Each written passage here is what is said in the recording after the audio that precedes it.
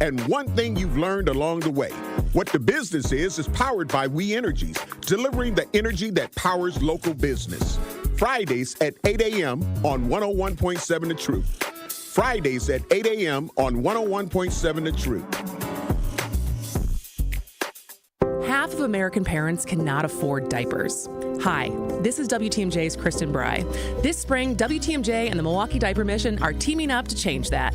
Join me for WTMJ Cares Bowling for Babies, where we will raise funds for Milwaukee Diaper Mission. Register to bowl with us on March 7th at Village Bowl in Menominee Falls. Registration is now open. Go to WTMJCares.com to sign up. Act quickly, teams will fill up fast. It's WTMJ Cares Bowling for Babies to help the Milwaukee Diaper Mission. Milwaukee's Black Talk lives here. You are listening to 101.7 FM, 1510 AM WGKB Waukesha and W269DL Milwaukee, a locally owned Good Karma brand station. The views and opinions expressed on this program do not necessarily reflect that of the staff and management of Good Karma Brands, but are the sole responsibility of the host and guests of this particular show.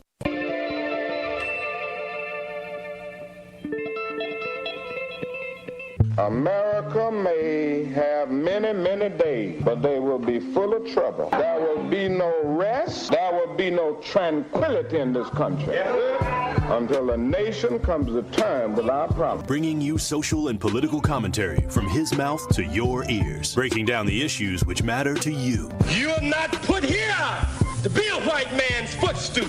You are put here to represent the very best in God's word. Legendary civil rights icon, the Reverend Jesse Jackson in the studio. Reverend Jackson, how are you? Mr. Sherwin, good morning on this chilly Milwaukee morning.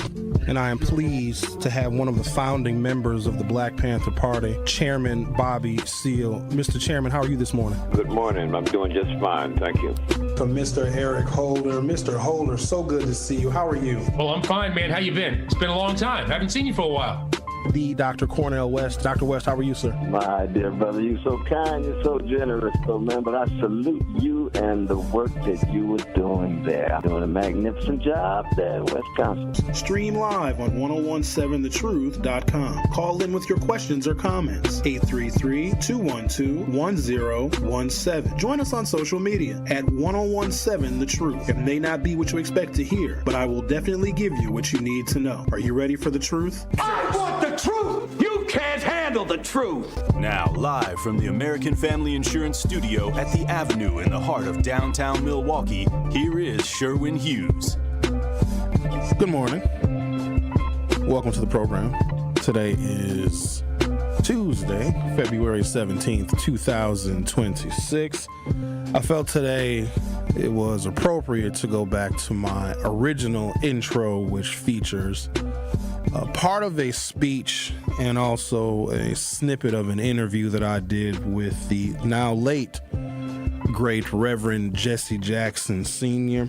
He was so ubiquitous, not just as a towering figure in American civil rights, but here in Milwaukee. His Rainbow Push Coalition was centered in Chicago.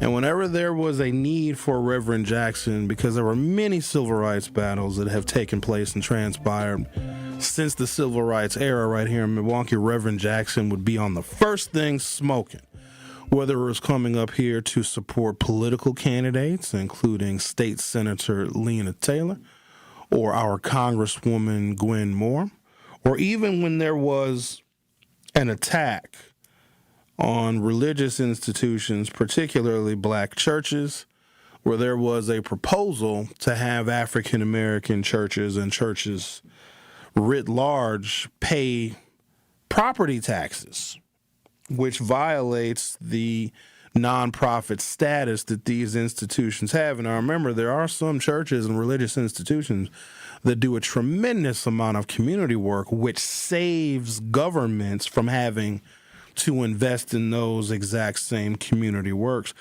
I've known Reverend Jackson for 22 years. I have volumes of photographs with him. Every time he was in Milwaukee or even coming to Milwaukee, sometimes he would be in the vehicle on his way to do some work or to advocate on someone's behalf.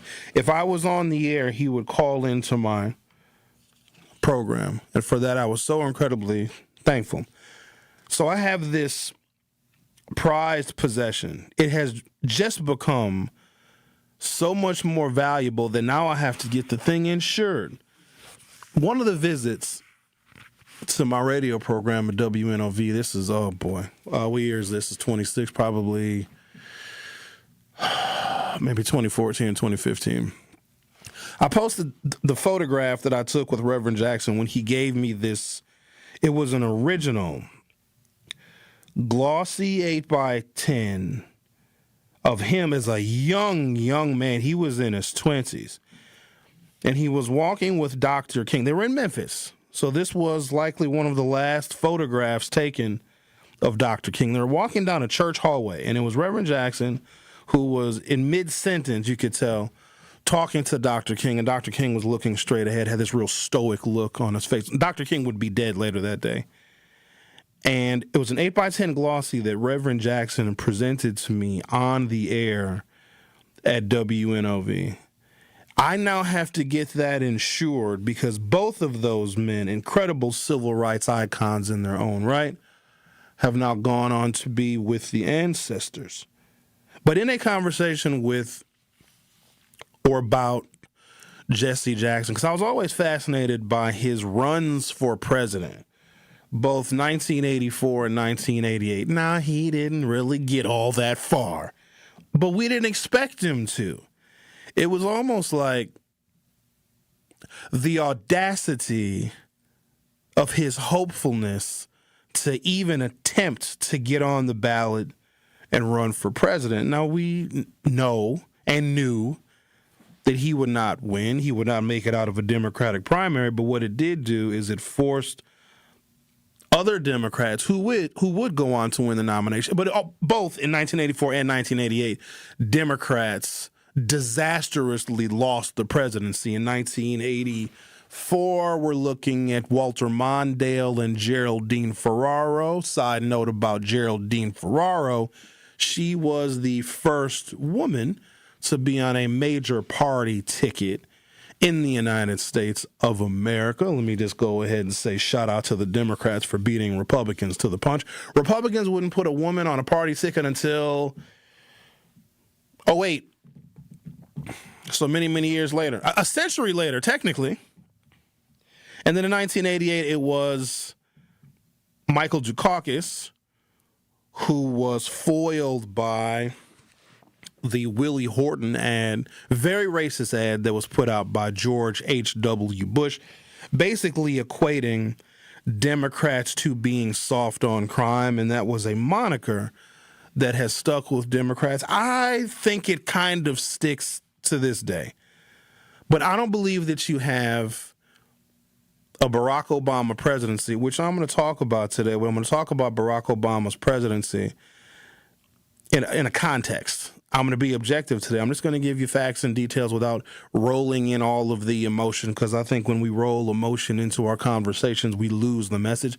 I just want to do a comparison. We're just going to compare which president performed better for the American people. We're not going to talk about all of the anger and all of the backlash that ensued after Barack Obama's presidency, because I think the anger and the backlash of Barack Obama's presidency was because he was successful.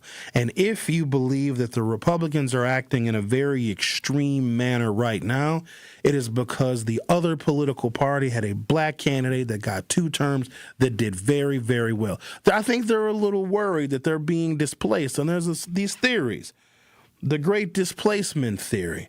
And if you have African-American people and candidates that are outperforming white people, and some white people are fearing that they're disappearing into the abyss because the whites aren't having babies, all you have to do, whites, is hump. That's it. All you have to do is do it. That's it. And problem literally solved. But whatever, not my business. What do they say? Not my circus, not my monkeys.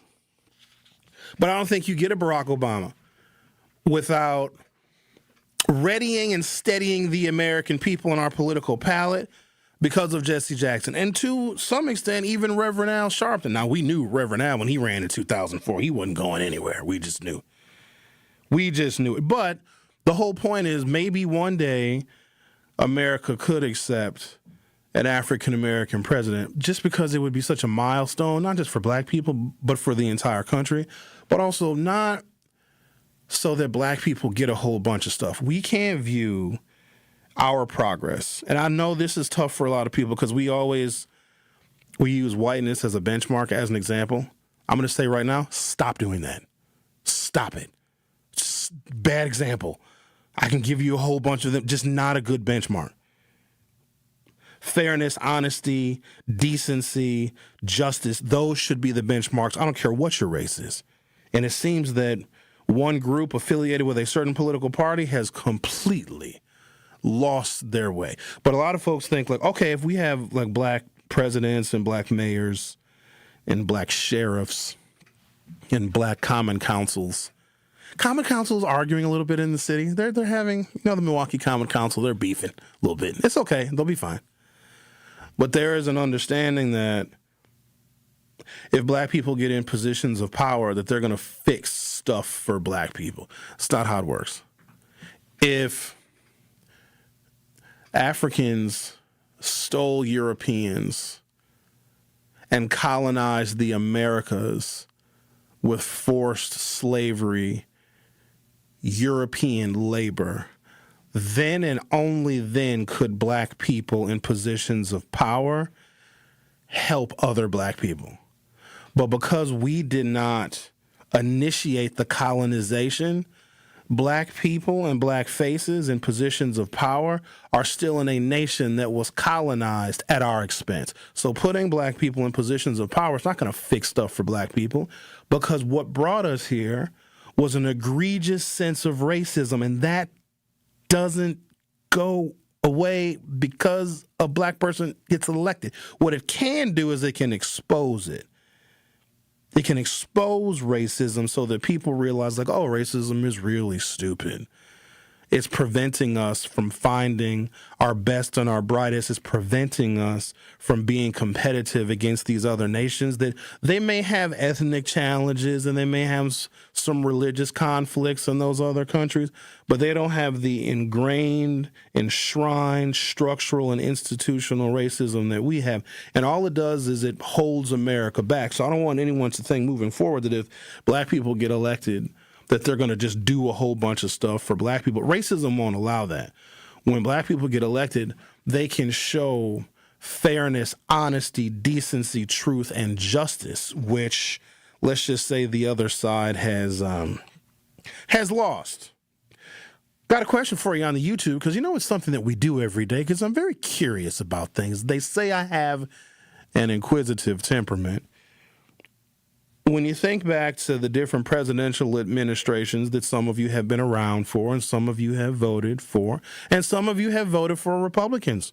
Some of you have voted for Republicans because they seem to be stronger on a couple of things. Now, I think that's all propaganda, because you can create a campaign, which is like a fantasy. It's like a story. It's like a movie.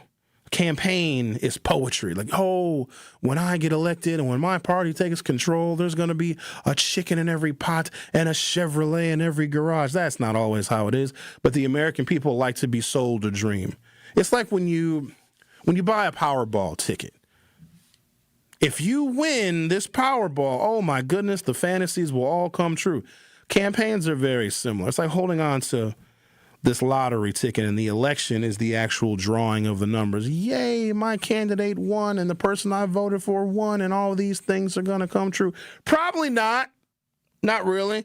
But Americans that are desperate and destitute always have a tremendous amount of hope, and we put our hope in the people that we vote for. And some of you have voted for Republicans because you believe they're tougher on crime, or you believe that they are stronger on the economy. Maybe they're stronger on national defense.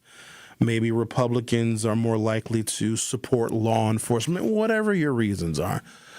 But the question that we have for you on the YouTube is, who do you think is better for the economy in the presidents that you can remember voting for? And some of you have never voted at all. I say shame on you and tisk tisk. We hope that you do vote, because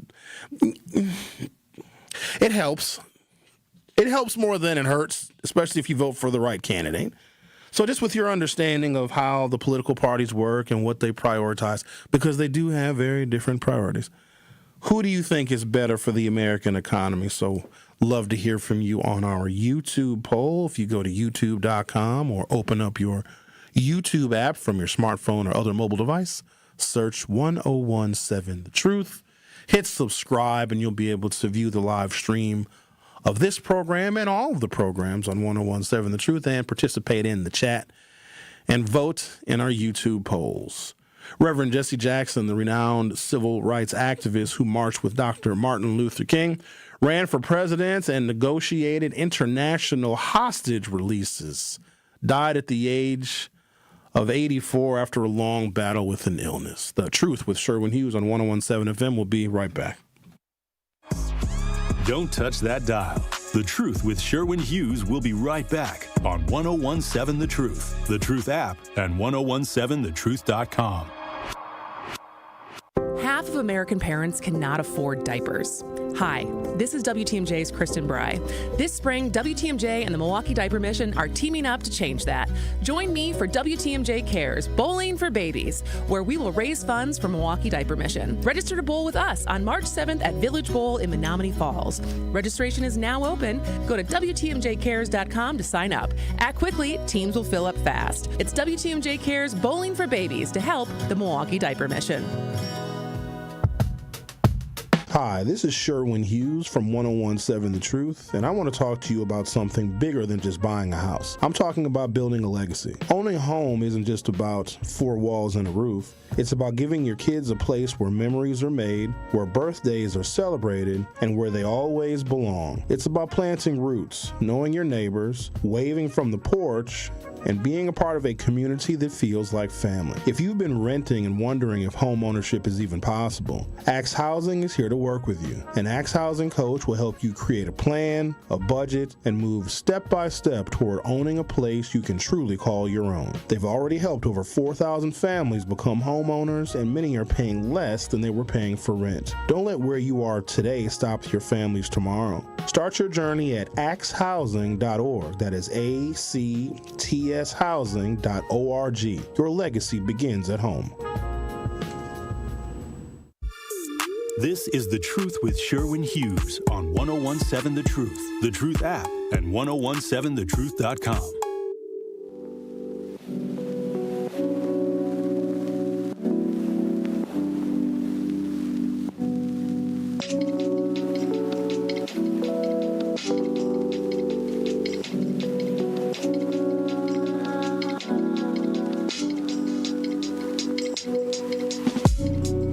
In light of all of the revelations that may be coming out of this administration every single day, I think it is very important for us to keep sight of certain things. I like to have my finger on the pulse of the economy, like what's going on with prices, because I remember back when everybody was crazy about egg prices. This Kamala Harris's downfall was the price of an egg. Egg prices were too high, and they had to use that against her. I'm actually starting to doubt she lost, because there's just so much foul play everywhere. Like, why would we think that the 2024 election was fair, especially with all of the tech people that have surrounded themselves, or Trump surrounded himself with them? Something like when Jeff Bezos was at the inauguration, and Mark Zuckerberg, and these were people that were pretty much anti-Trump. And Mark Zuckerberg got embarrassed in 2016 because his platform, which I don't think was ready for the Russian influence, because if you bought Facebook ads, like there was a lot less regulation, because I purchased Facebook ads before, and it was really, really easy. Do you know what you have to do now? Like send them a picture of your ID, and then you have to get a code in the mail. You have to have a physical address where they give you a code. So if you want to run a Facebook ad that evening, you can't. You got to wait like 2 weeks until you receive this piece of paper in the mail. It is just insane now. But it was very embarrassing for the Facebook platform, because they were just used and abused by anybody and everybody that wanted to run an ad, including those that were trying to tip the scales for Donald Trump, because Vladimir Putin knew that it would be much, much better for him, because I still think that Putin has something on Trump. And at this point, why wouldn't he? I think that Vladimir Putin has those additional 3 million pages of Epstein files that Pam Bondi said, we're never releasing these, even though it's a federal law that Donald Trump signed. We're not ever going to release these. I think Putin has some of the worst stuff. However, I digress. Why would we think that Trump actually... Because aren't the elections fraudulent? Didn't he say that in 2020? They're fraudulent? And he told everybody that, and he was willing to start a coup, and a whole bunch of really angry people went into the Capitol and did awful things. You know, they were defecating in the U.S. Capitol. You guys know that? People were pooping. The most vile thing on planet Earth is human feces. Literally nothing is just... So that also was a part of January 6th.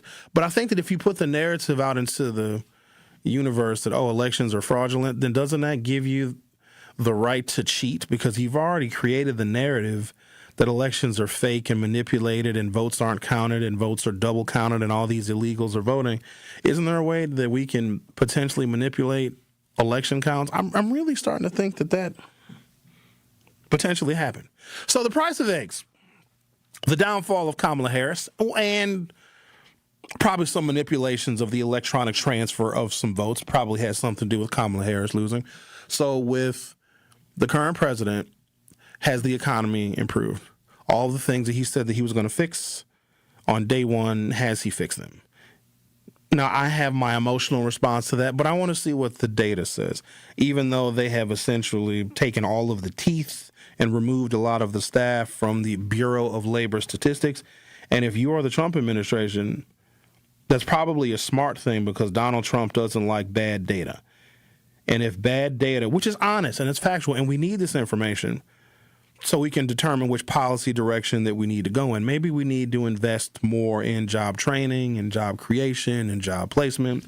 Maybe California needs it for their semiconductors. Maybe the Midwest needs it for manufacturing. So if we don't know the details of where jobs are being created, then we are creating policy blindly, or even worse, we're not creating policy at all. There's a lot of laws that we have to create. We have to protect the American people, obviously. We've got foreign policy, you've got economic policy.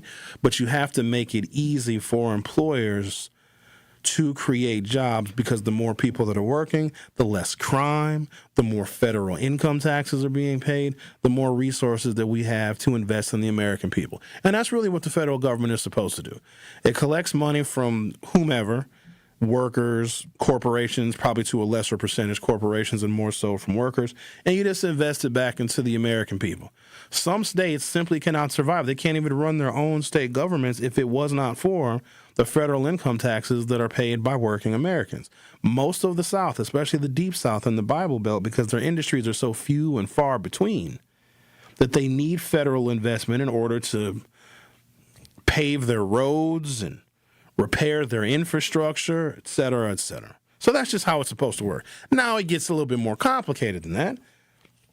But at the very least, we have to know how well our economy is doing. And if we don't have the details of that, then the policy that we create will be harmful, or even worse, they won't create any policy at all. So let's take a look at the cost of groceries, because I know that was a problem with inflation during the Joe Biden, very short Joe Biden presidency. It's almost like the Biden presidency was sandwiched between two Trump terms, and I don't know if some of the progress that we made during Joe Biden's very short, I can't even say 4 years, because by year 3, Joe was, you know what I mean? He just kind of got a little quiet using his auto pen.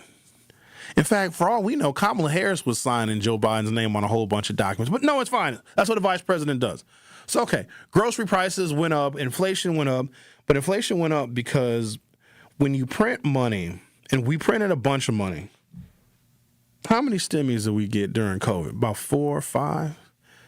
We printed money. We told Americans, hey, don't work, don't produce, don't make anything, but we're going to just print money. We're going to put more money in circulation, and we're going to give it to the American people because we told them not to work. Hell, sounded good to me. Problem is, when you put more money into the economy without corresponding production, then everything is going to get more expensive because the dollar is going to deflate. Basic supply and demand stuff. If you have a huge supply of money in the economy and there's no corresponding production with products and services that we are selling, then the dollar is going to lose its value.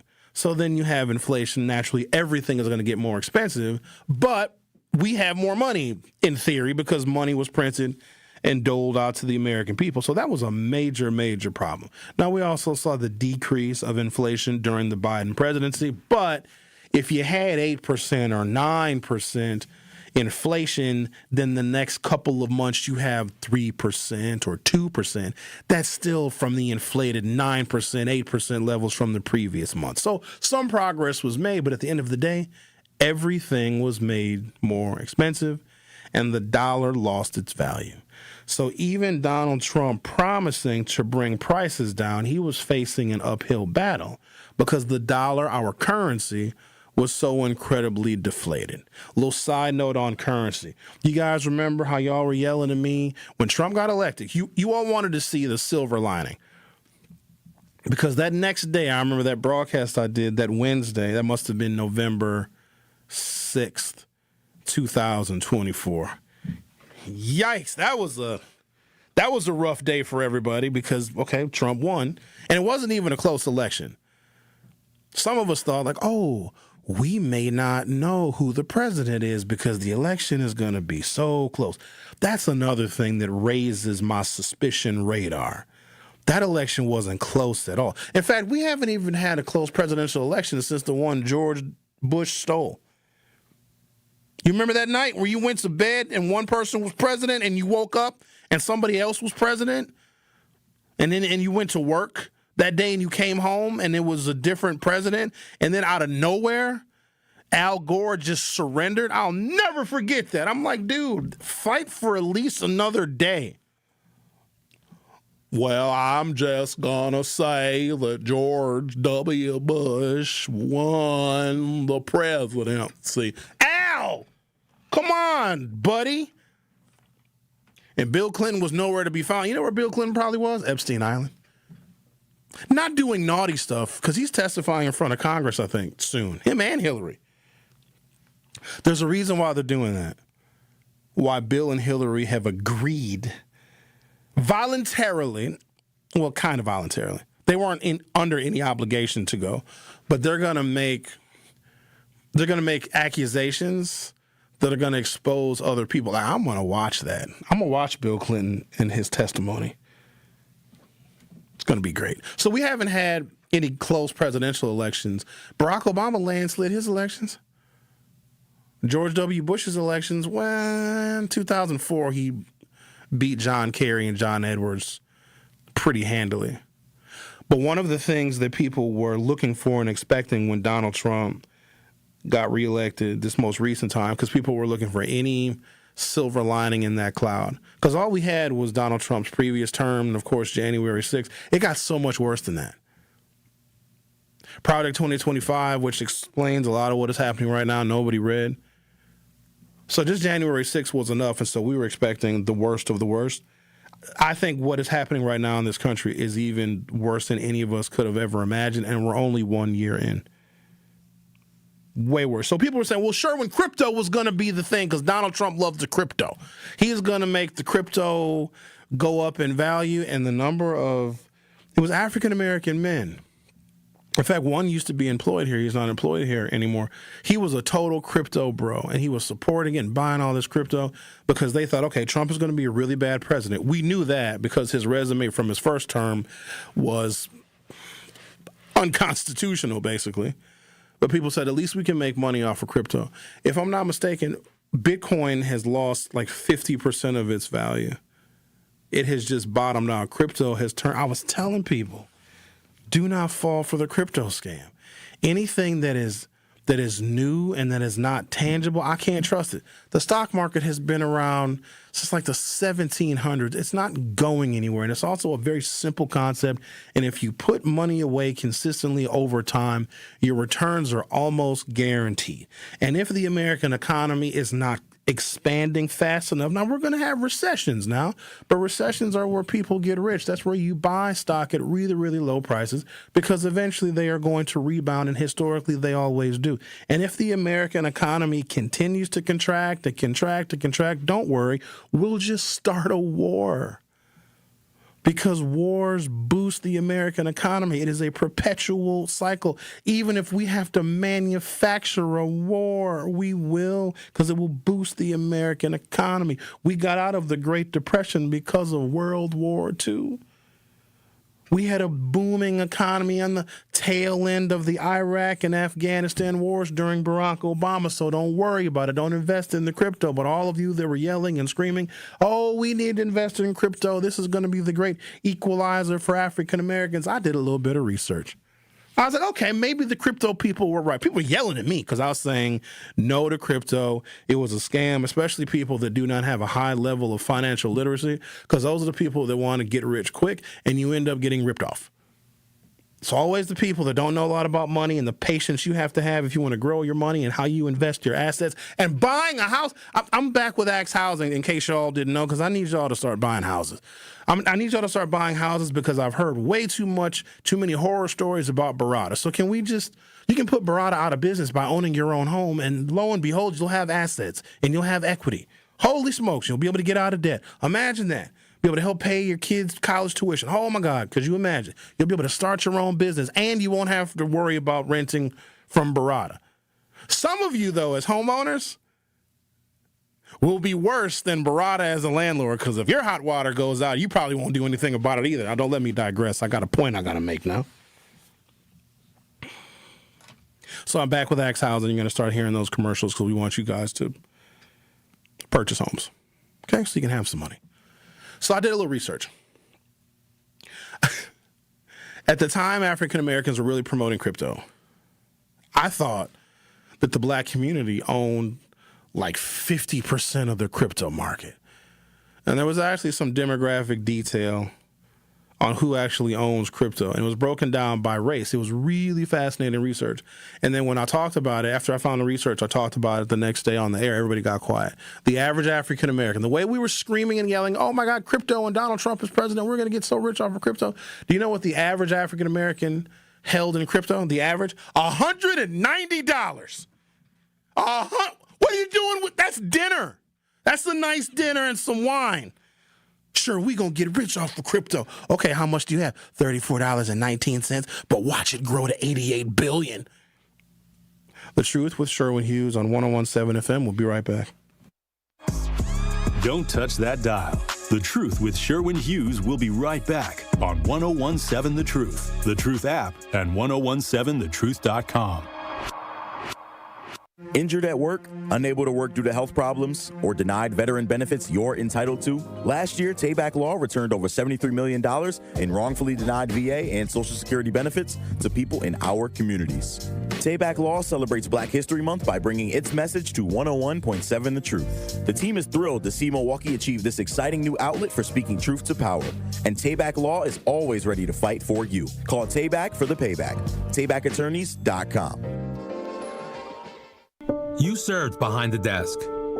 You served in combat. You did 4 years and got out. You were drafted. You gave 20 years. You gave exactly what your country needed. And so did you. When you raised your hand and swore an oath to your country, when you put your name on a dotted line, you became part of only 1% of Americans who did the same. You are a veteran. You are a veteran. You are a veteran. Because no matter when, where, or how you served, you made a sacrifice for your country, and you deserve support. If you're struggling with life after service, don't wait. Reach out. Reach out to a loved one, to a fellow veteran, to VA. Find resources at va.gov/reach. Brought to you by the United States Department of Veterans Affairs and the Ad Council. Hi, I'm Vanessa Williams, and I want to share with you the role that diabetes has had in my family. I lost my grandmother at the early age of 64 due to complications with diabetes. She was warm, generous, and a constant encouragement for me to follow my heart. Did you know that African Americans experience chronic kidney disease at a rate that's 25% higher than white Americans? And we're almost 4 times more likely to develop kidney failure. Diabetes and high blood pressure are leading causes of kidney disease. which can result in kidney failure, needing dialysis, or a kidney transplant. The good news is that you have the power to check out how well your kidneys are doing and learn ways to prevent them from failing. So go to your doctor and get yourself checked out. Visit linkmylovetv.org to learn more. Get the facts, get checked, and get healthy. It's The Truth with Sherwin Hughes on 1017 The Truth, The Truth app, and 1017thetruth.com.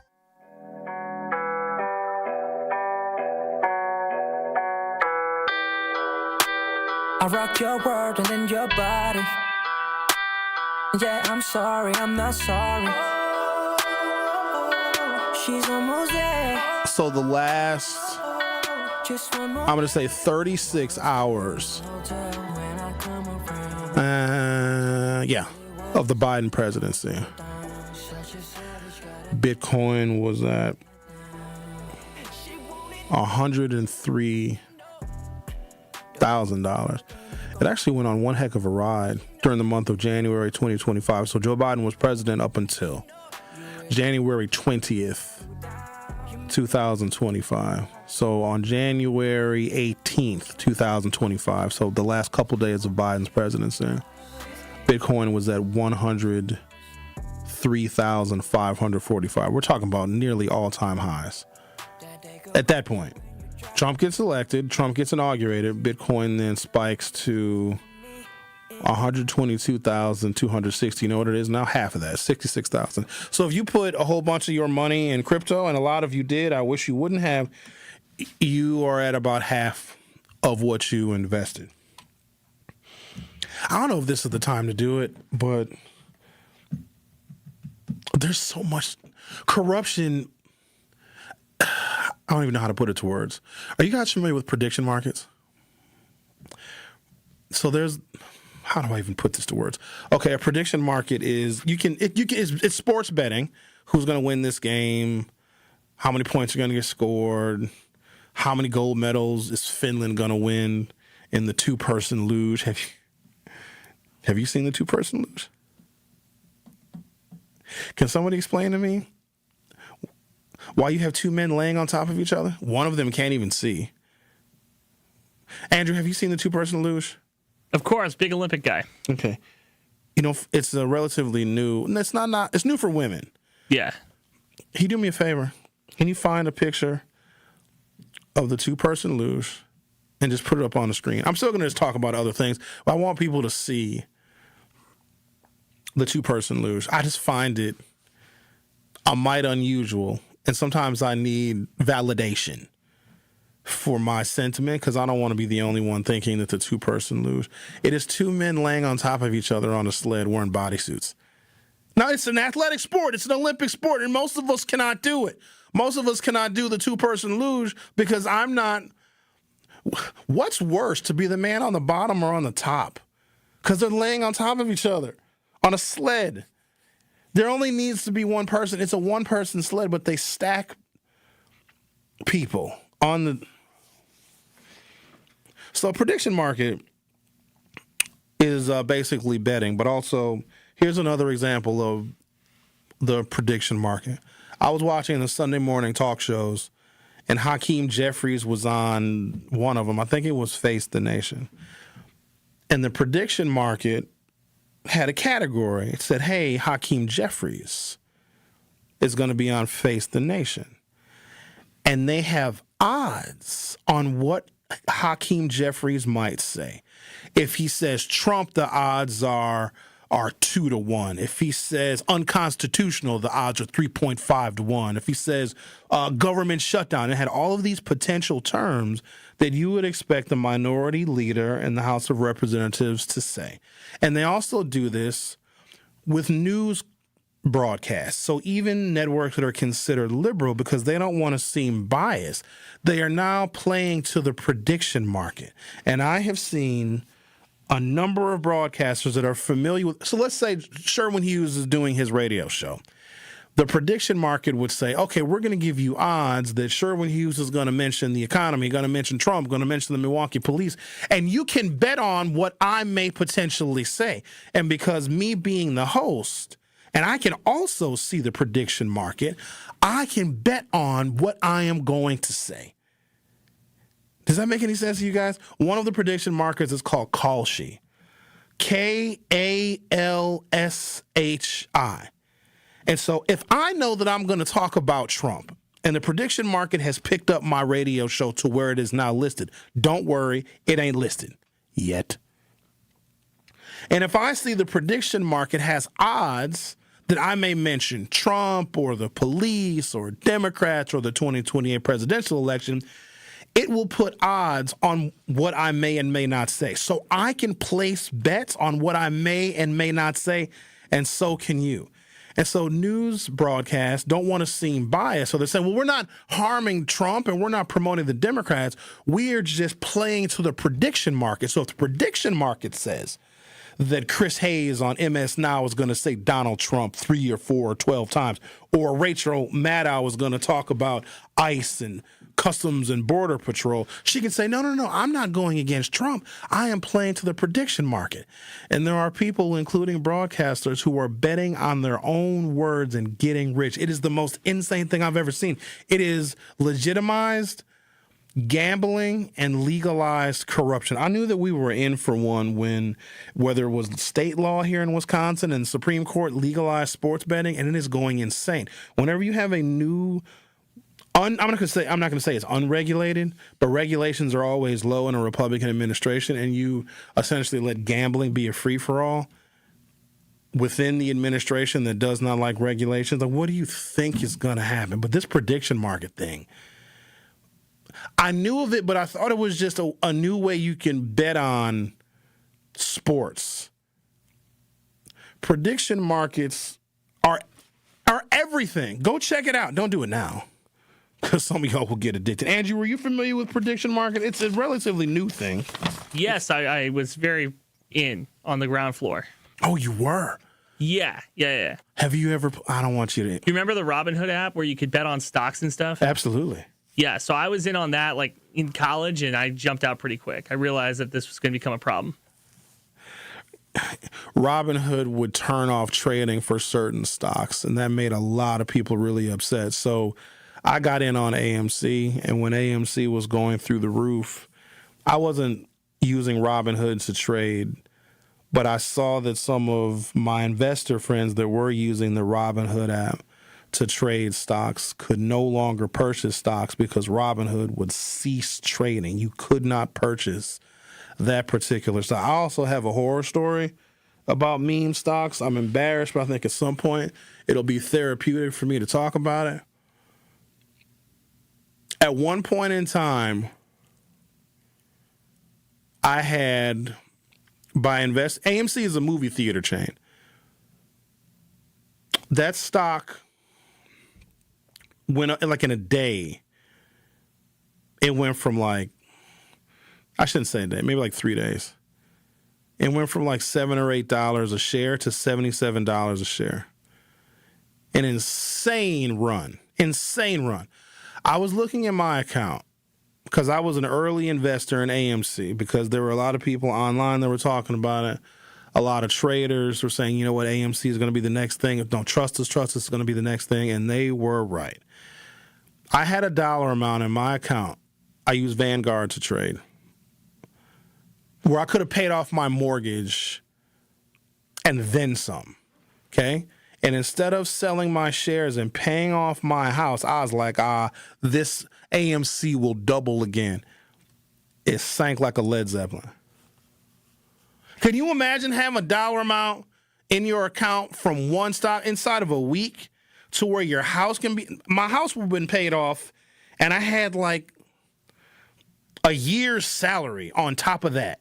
And I was like, I'm not going to sell any of these shares. It's going to continue to go up. And then it started to go down. I was like, well, I can't sell now because it's off of its all-time highs. It'll go back up again. When I sold my AMC shares, so at one point it was at 73, might have spiked to $77 a share. When I sold my AMC shares 3 years later, I think it was $2.50. I'm still not over that. I think that's the worst trauma I've ever experienced. That just because I felt like an idiot. I got played, so you got to watch out for this stuff. That's why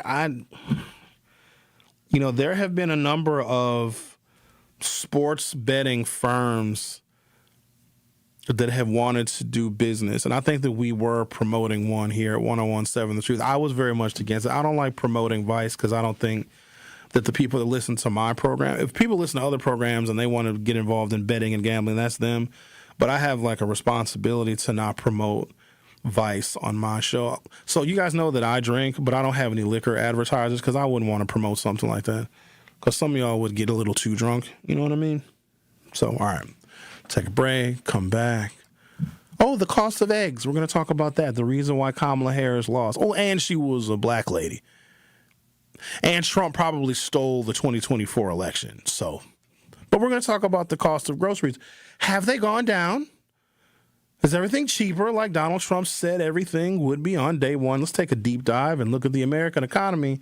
A little snapshot of where we are. Are we in economic expansion or are we heading toward an economic recession? You're listening to The Truth with Sherwin Hughes exclusively on 101.7 FM. Don't go anywhere. I'll be right back.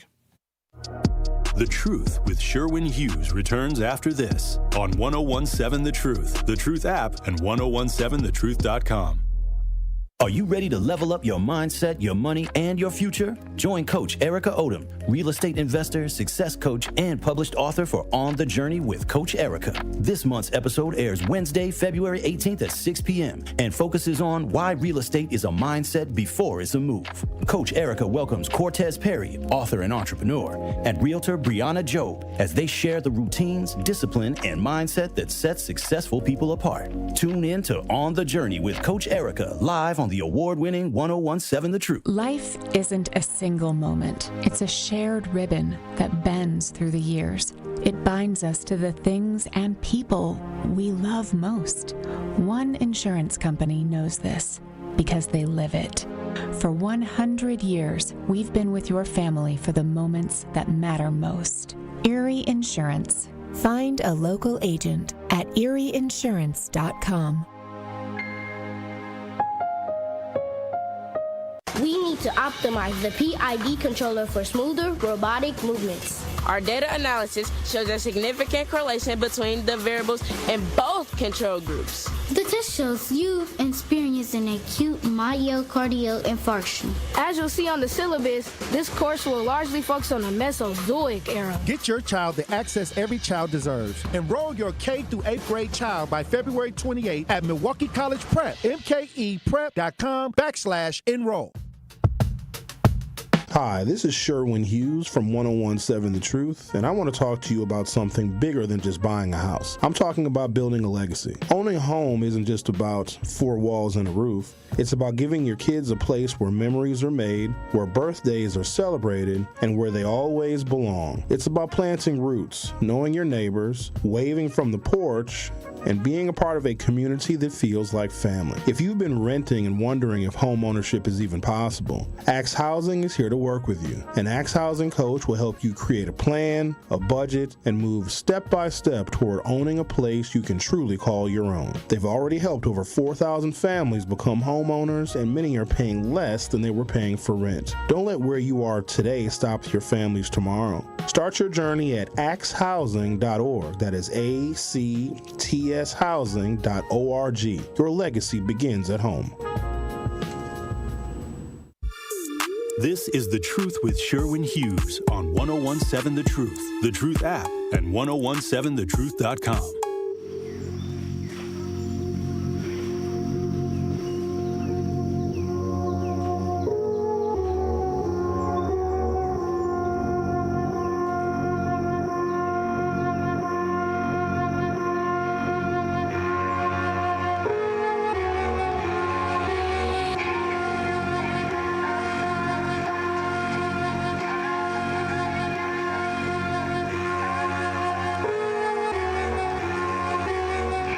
The cost of groceries has been ticking up in the Midwest, but there's at least one national bright spot. Egg prices have recovered after hitting all-time highs in 2025. Was that a conspiracy? Let's make egg prices go up while Kamala Harris is running for president, and then she's gonna lose, and then egg prices are gonna get low.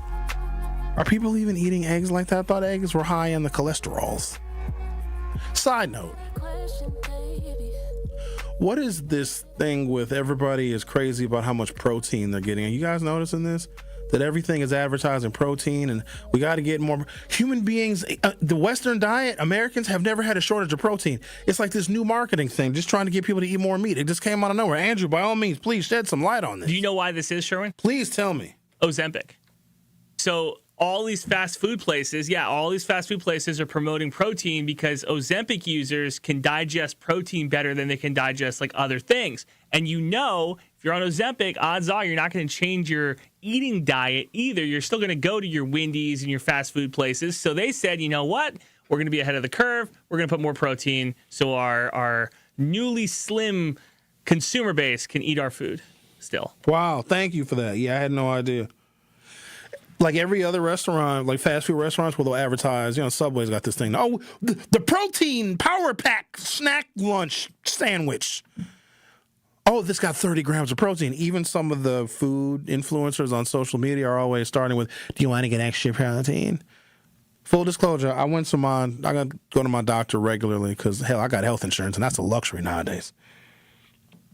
I said, Doc, I'm too fat. He's like, Sherwin, I know. I'm the one that's telling you that. I said, Doc, give me the Ozempics. What's the other one? There's Ozempic, Wegovy, I think might be another. There's a couple of them. I said, Doc, give me that. Prescribe me that. He said, no. I said, first of all, man, yes. He was like, Sherwin, no. First of all, you don't, to get it prescribed, this is what they don't tell you. You have to be like morbidly obese. You have to have type 2, type 3, type 8 diabetes, or your insurance won't cover it. I was like, okay, Doc, just give me the prescription. He said, sure, well, no. I'm not going to prescribe you the Wegovy's and the Ozempic. I said, Doc, I want to be skinny Sherwin again. I need to look down and be able to see my feet now, Doc. He said, no, Sherwin, because it's going to be $1,200 a month minimum, and the moment you stop taking it, you're going to get fat again. He was like, eat less and exercise. I was like, no! So now we're arguing. Obviously, my doctor won. Because I just thought it was easy. And the way, they show these people, I don't want to get crack skinny. Because, in the black community, if you lose too much weight too fast, you got AIDS or you're smoking crack. We don't like to see our people get too skinny too fast. You ever, there's some people that you all maybe haven't seen since last summer, and they were hefty. They were thick with 3 C's. They were stout last summer. They get on the Wegovy and the Ozempic, and they get so skinny, if they turn sideways, they disappear. Imagine a piece of loose leaf paper.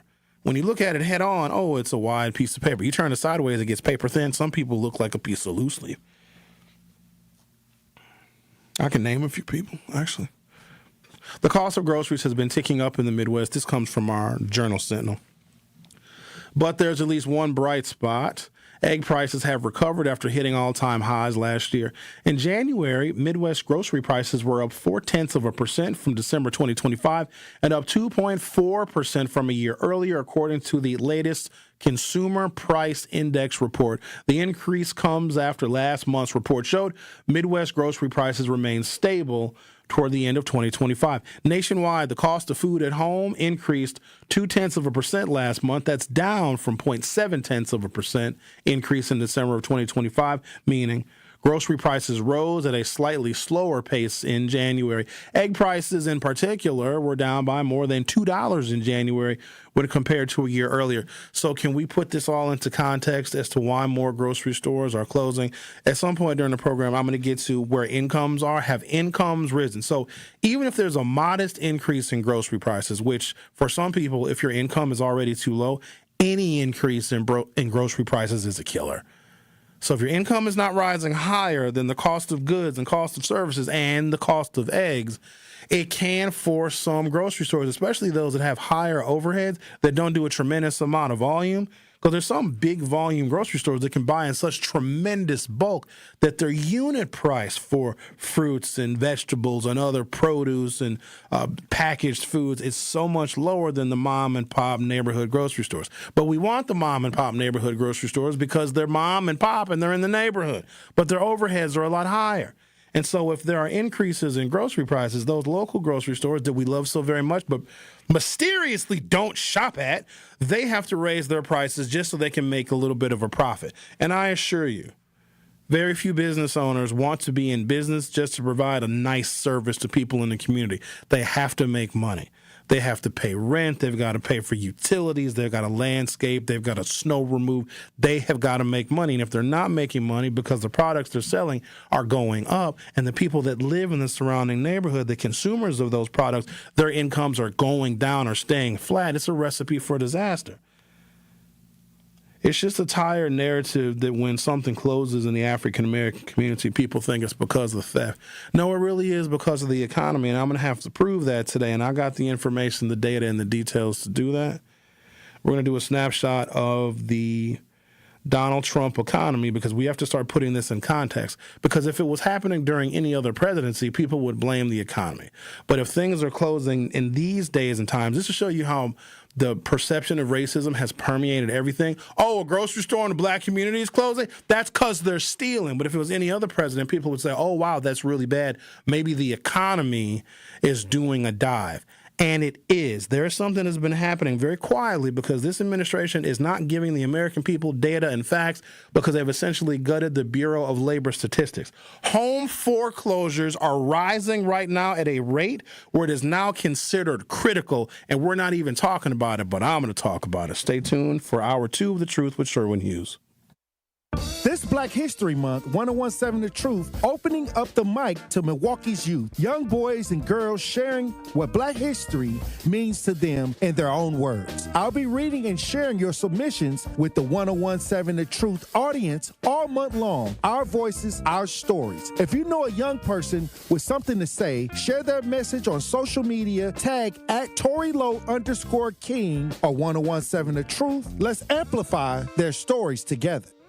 Tune into the award-winning 1017 The Truth's Community Spotlight this Wednesday at 3:57 p.m. between The Tory Lowe Show and The Truth in the Afternoon with Dr. Ken Harris. We'll be speaking with Deshaun Ewing from the Community Advocates Public Policy Institute. He will share how the Public Policy Institute addresses the root causes of poverty through policy advocacy and community collaboration on economic and public health issues. Again, that's the Community Spotlight this Wednesday with Community Advocates Public Policy Institute at 3:57 p.m. on the award-winning 1017 The Truth. Did you know that for 80 years, Paralyzed Veterans of America has been a lifeline for our nation's veterans with spinal cord injuries and diseases like MS and ALS, and all people with disabilities? In just the last 12 months, PVA has funded research of the first non-addictive pain medication in over a decade, partnered with an award-winning sports anchor to fight for accessible medical care for women veterans, ensured all women with disabilities feel seen and empowered with help from a top cosmetic company. And that doesn't even include what PVA have done over the last 80 years, like secured the passage of the Americans with Disabilities Act, pioneered wheelchair basketball, helped design iconic landmarks, made the DC Metro a model transit system, and wrote and distributed resources in over 60 countries in 4 languages. None of this would be possible without your help. Every breakthrough, every battle won, and every life impacted is driven by you. Visit PVA.org to learn more. Dad's gonna be far side, good. What should I do with my dress? Do little wiggles. The slate's coming in. What does it feel like when you're down or having a bad day? It feels sad, like you just don't want to do anything. All my little emotions in my head is just running crazy. I don't know what to do. As a teacher or coach, do you ever feel overwhelmed supporting kids' mental health? I had never experienced players being so down that they can't even participate. You're just in tears in the huddle. I didn't know what to do. Teachers need tons of help. Kids Mental Health Foundation offers educational materials to help guide conversations with our students. It's so important that we are constantly educating ourselves. It's the same as the CPR class to me. We're trying to save a life here. The Kids Mental Health Foundation has free tools and information developed by experts because kids' mental health starts with all of us. Scan the QR code or check out kidsmentalhealthfoundation.org to get started. Breaking news, weather, entertainment, and sports. We have it all here. This is 1017 FM, 1510 AM WGKB Waukesha and W269DL Milwaukee, a locally owned Good Karma brand station. This is The Truth with Sherwin Hughes on 1017 The Truth, The Truth app, and 1017thetruth.com.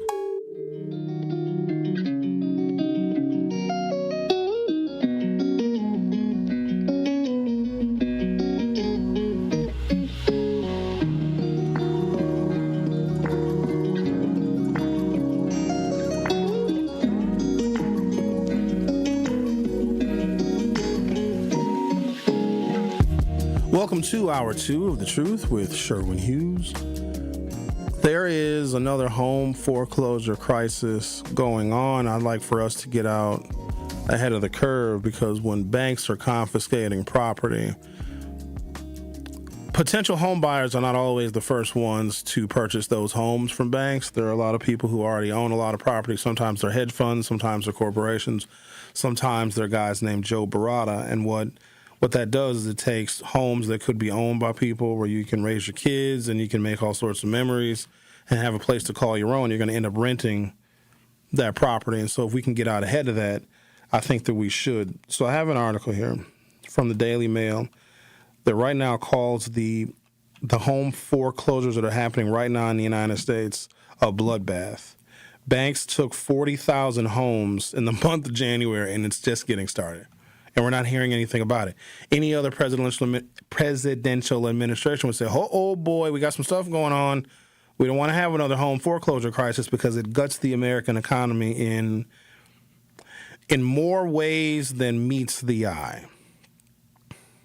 It has been illustrated that when the economy is doing well, Americans are gainfully employed and owning their homes, one of the most stable financial instruments of all of them, and there are thousands, if not millions, if you count cryptocurrency transactions. The most stable influx of money is Americans paying their mortgage. They're really, really good at paying their mortgages. We're almost stellar at it. Something like better than 90% of Americans pay their mortgages every single month, and they pay them on time.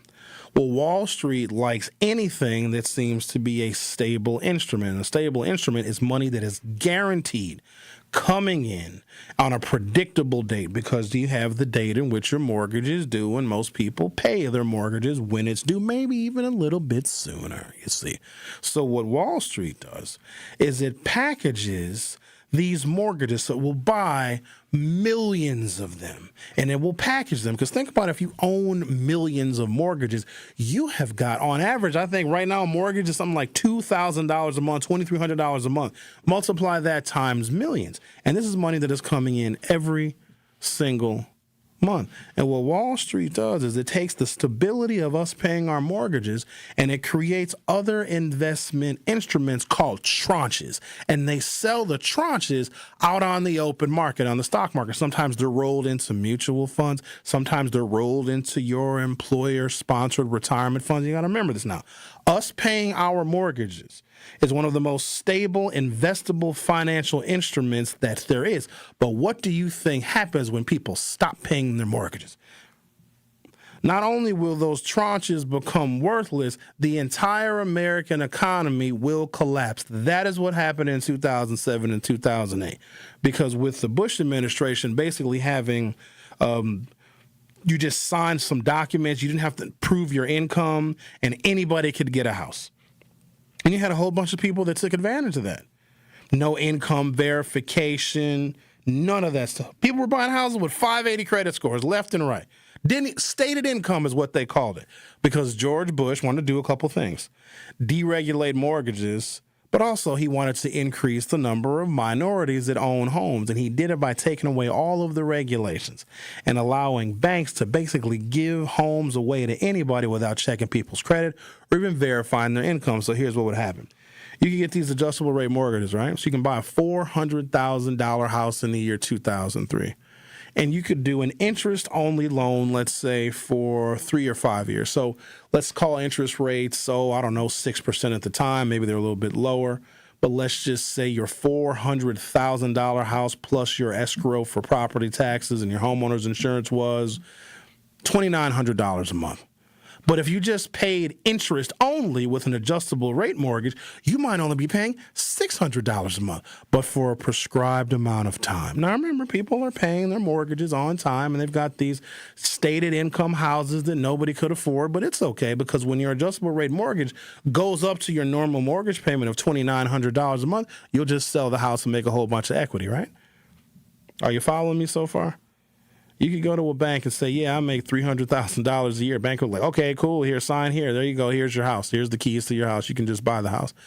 And they would say, well, I don't want to pay principal plus interest. I want one of those adjustable rate mortgages for 3 years or for 5 years. The bank was like, cool, as long as you're paying something, it's all good. So then people would just be paying the monthly interest. They're not reducing the principal that they owe on the house. They're just paying the monthly interest, which could only be, in some cases, a couple $100 a month, always less than $1,000 a month. And then when the adjustable rate mortgage expires, you are now required to pay the full rate of your loan. And then everybody said, well, when that happens, I'll just sell my house. Everybody put their house on the market at the same time. There were no buyers. All of those homes got foreclosed on. And remember, the American economy at the time, and now once again, even though Wall Street got regulated somewhat, the regulations mysteriously went away to where you cannot package Americans' mortgages and are paying every month for our mortgages into other investment instruments, because if we stop paying our mortgages, if the economy goes down the tubes and we get into a recession, the entire American economy will collapse. You got to understand this. There are some people that are rooting for the economy to collapse. There are people that are rooting for your homes to be foreclosed on because they can buy assets and property for pennies on the dollar. They want the stock market to bottom out so they can buy shares of stock for pennies on the dollar. And they know that if everything will rebound, but if your life depends on the value in your retirement portfolio, and if your life depends on your property and your assets, and your home gets foreclosed on, you cannot withstand that economic pain. Rich people can. And that is about as simple a definition as I can give. There are people that want you to lose your assets so they can buy them for cheap. And when everything rebounds, you're homeless and in a shelter, and they're going to make an extra couple $1 billion. Let's talk to someone who knows all about this economic stuff. Hello, Bob. Hello, Sherwin. I own 3 houses between 22 years old and 30. And it's so nice to call somebody up. Now I rent, and the Jewish man has been the best man I've rented from and worked for. That's when I talked to Jesse Jackson in the 80s. One time I talked to him. He had a radio show.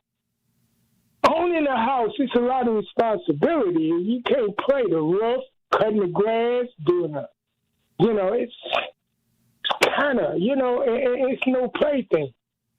But it's nice to ask somebody, hey, fix my faucet, fix my light, call some, and they're a fair landlord, not the guy that you was talking about. But how you remind me somewhat of Jesse Jackson. Not just civil rights and, trying to make it equal rights, but it's more specific.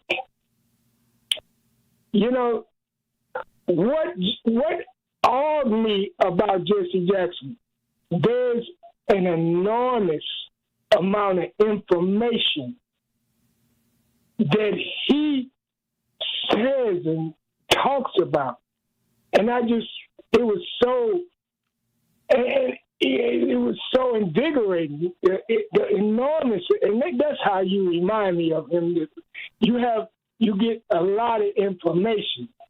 You know, you're local, so it's not as rich as Hannity and Tucker Carlson, which make millions, which makes me sick, you know, and you don't. Hey, you know, you don't know if I make millions or not. You need to, you know, Rush Limbaugh, Hannity, Tucker Carlson, you're better than them. Bob, Bob, look who you're naming. You are naming liars that promote falsehoods that are with conservative-leaning, Trump-loving media. For me, making millions of dollars and promoting lies to the American people wouldn't be worth it. That's called selling your soul. I'm perfectly content doing what I'm doing now, and plus I got other opportunities, but I don't need to lie to people to make millions of dollars. I ain't got to lie to kick it. That's a reference from an Ice Cube song. I didn't expect you to get that. Well, no, I understand. I know. But back to, I mentioned about, and it was nice that you did your show in the beginning with hearing Jesse Jackson's voice. You know, it was kind of nice because, you know, that was very thoughtful. And he was 84, boy. I'm up there. People go, man, oh, man. I'm getting up there. And just remember this last point that I want to make. Oh, I'm going to remember it, all right. You're 3 hours for 5 days on every show. You're going to mess up once or twice or whatever. I'm going to tear you up, man. You know, but intelligently, knowing it's a VIP, and, you know, I'm on the radio, so I'm going to remember them 3 things when I do it. Wow, that's disrespectful. You should be supporting another black man instead of pouncing on him when he makes a mistake. You make mistakes 77 times a minute. Don't nobody say nothing to you. You ain't got to do that, and nobody needs you to point out my mistakes. I point out my mistakes. You ain't got to do that. Sherwin, if that's why you're listening, why don't you take your medicine? You say, Sherwin, Bob, did you take your medicine today? Did you take your medicine?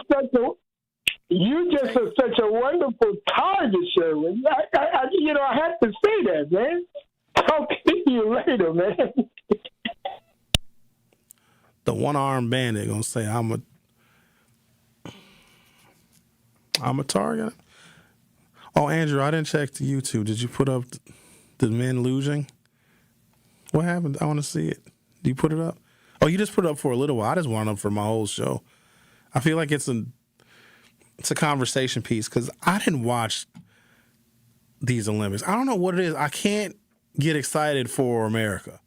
Maybe when the summer games comes to L.A., back to L.A. in 2028, I might get there. Oh, my God. Oh, it's a big picture, too. Oh, leave that there. Oh, look at their faces. Andrew, you can't take this seriously. Do you take this? Okay. Because I wonder what the prediction market says about this. I'm more concerned about the guy's face on the bottom. Isn't he the one steering? And he can't see. So what's the guy on top doing? Will you guys please help me and go to YouTube and just look? This is an actual Olympic sport. It's called, I want to get the proper name. It's the doubles luge? Doubles luge, maybe. It's a sled meant for one person, but there's 2 men on top of each other. One man is oblivious and he cannot see. And there's another man laying on top of him. And they're going down, I guess, a hill or a mountain on this sled that is meant for one person, that is designed and engineered to be very fast on ice. And there's banks and there's turns and there's 2 people. I cannot think of, don't worry, we're going to get back to the American economy, but this right now, this can't wait, okay? I cannot think of another sport, male, female, co-ed, where this kind of physical closeness is required. Now, I'm not taking anything away from their training. Think about the training, though. We gotta, hey man, meet me at the track today. We gotta train, wear something comfortable, because we're training. Imagine all of the training. Like, that's not anatomically. I know I'm looking at this the wrong way, but how can you not? Because this sport, up until I think fairly recently, just used to be one person on the sled. I do remember watching. I've been around for many different Olympiads, lots of them. I was born in 75.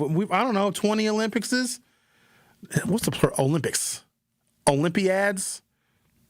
Are the Winter Olympics every 4 years, Andrew, or every 2? They're every 4? So you get summer, and then 2 years later winter, then 2 years later summer. So there is an Olympiad every 2 years, even though the Winter and Olympics are 4 years apart. They're just staggered. Okay. So I've been around for, let's go ahead and say 25 different Olympiads.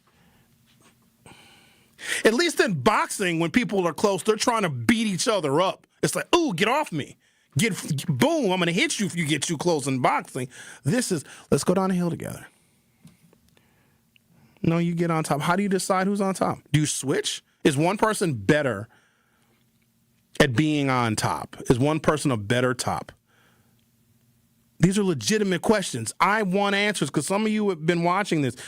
Okay, so this is not a sport that I would participate in for obvious reasons because, well, I don't want to take away from my radio career to do doubles luge, but also curling. So if I was to, I'm fascinated by curling because I think that is an Olympic sport that I potentially could do, even though it's probably really super hard. I've got a very good friend of mine. I've known him for 20 years. He's an avid curler. Like, he goes to, like, curling clubs. Like, he's a curler.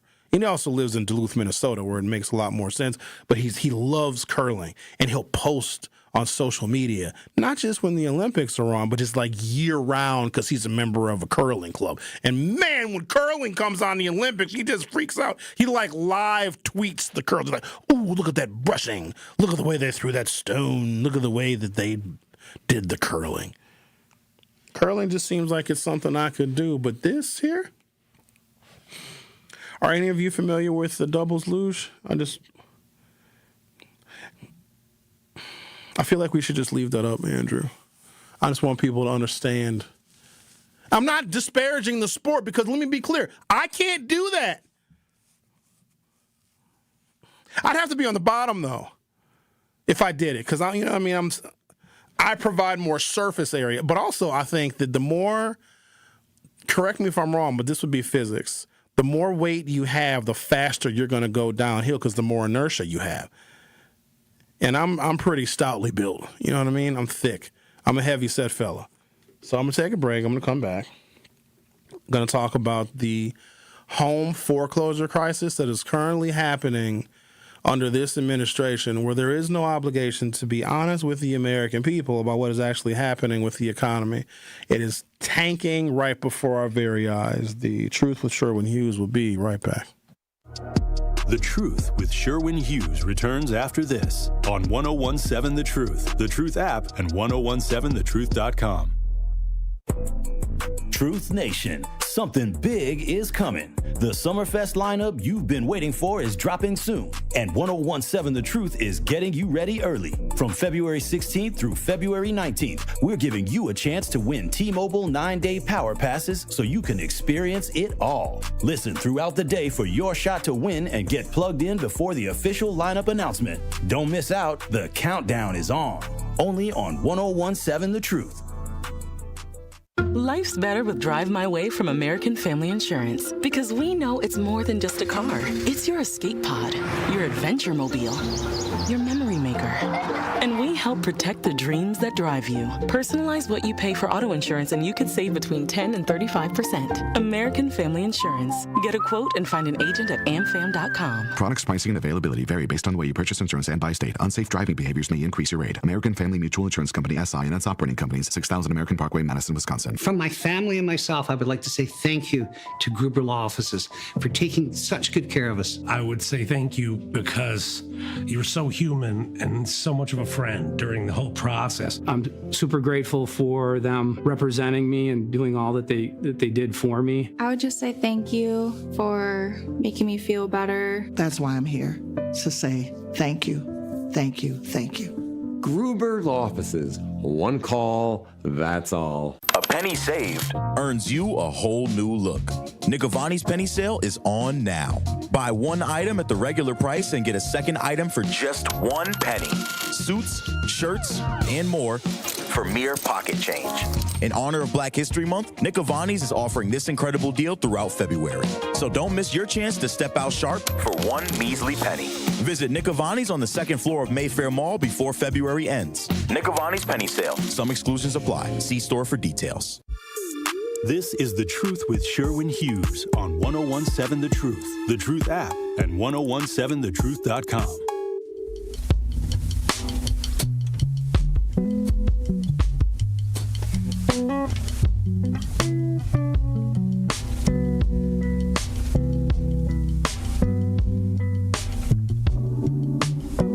I'm very serious. I want people to see the doubles luge because it just doesn't make any sense. Like somebody's wife came home and saw her husband doing this, and dude was like, "Oh no, honey, it's a new sport. I'm not doing what you think I'm doing. I'm practicing doubles luge." Let's talk to that one guy. You're on 1017 The Truth. How are you? I'm doing excellent. Good morning. How you doing? Doing great. What's on your mind? Sweet. I wanted to comment on the housing development, and I want to do a shout-out to, have you ever heard of Michael Amen? Yes. He's building stuff. He's a real trooper. He's a real trooper, and if it wasn't for him, I wouldn't have had a house because he's known for making, cheap houses. And he's like the opposite of let's affordable. Don't say cheap. Affordable houses, right? Affordable? Well, I like to say my house was pretty affordable considering that I'm a landscaper. All right. Because cheap implies it's going to fall apart if it gets windy. No, I mean like in prices. It's a good house. And the houses that he flips are excellent. Because I can speak for myself on this one because the house that I'm in that he flipped is really nice. I like it. Okay. And that's good. So I researched into him, and he's like the opposite of Barada. He has all these flipped houses, and instead of keeping them, he sells them at a good price. So I think he's a good guy. Great. He puts the good work. All right. I'm very happy for you. Before I leave, Sherwin. Yes. Have you tried Sushi Bay? You should go there. Have I tried what now? Oh, it's so good. What have I tried? What now? Sushi Bay. It's that new conveyor belt sushi place. Where is it? It's right by AJ Bombers. I think it's on what's it called, Juno in Water Street. Okay. No, I never heard of it. You recommend it? Oh, it's just open, dude. It's so good. It's so good. Oh, it's really good. Try it out. All right then. Sushi Bay. If I'm correct. Try it out, dude. It's really good. It gets packed, so make sure you call them ahead of time and ask them if they got any seats available. Is it better than Screaming Tuna? Because that's my sushi joint on Sea Booth, right there in the 3rd Ward by the Harbor District. That's where I get my sushi. Screaming Tuna, it's so good too. I've been there as well. Oh, they have really good appetizers. But I'd say the fact that it's like good quality sushi and it's like a buffet because it comes down on a conveyor belt, it's on par. It's on par in its own way. Conveyor belt sushi? But, yeah, it comes to you. All right. You just sit there. You can order off the menu too, but you can just sit there and just wait for it to come to you. Wait, it's pretty cool. Is it in the same place that AJ Bombers was in? No, it's like across the street from it. Oh, I know where that's at. It used to be there used to be something else in there. Wasn't that like a Chipotle or something? I think so. I think so. Where everybody used to fight every single night. Yeah, I know what you're talking about. Okay. Yeah, but thanks for taking my call, man. All right, then. Thank you for your recommendations of cheap houses and where to go get sushi. All right, where are we at here? with the number of Americans losing their homes to banks rising for an 11th straight month. Hang on a second. So you mean to tell me that every single month that Donald Trump has been president, banks are foreclosing on more homes? Interesting. How come nobody's saying anything about that? It's clear the housing crisis is getting worse rather than better.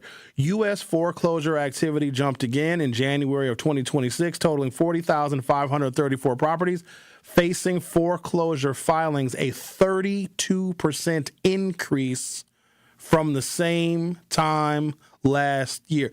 Ladies and gentlemen, if there's been a 32% increase in home foreclosures in the first year of this presidency, maybe it's something that because we can focus on the Epstein files because that rabbit hole is getting deeper and deeper. So yes, let's still focus on that, but also let's not take our attention off of trouble in the American economy. Foreclosure filings cover every stage of the process from the moment the lender issues a legal warning to the point a home is formally seized after missed mortgage payments. While the total was slightly lower than December, January still marked the 11th straight month of rising year-on-year foreclosure activity, a clear sign the pressure is building, not easing. Foreclosures are rising across the board, said Rob Barber, CEO of an economics firm, ATTOM. He said foreclosure starts when lenders formally begin the process of taking back a home are up 26%, while completed repossessions have surged nearly 60%.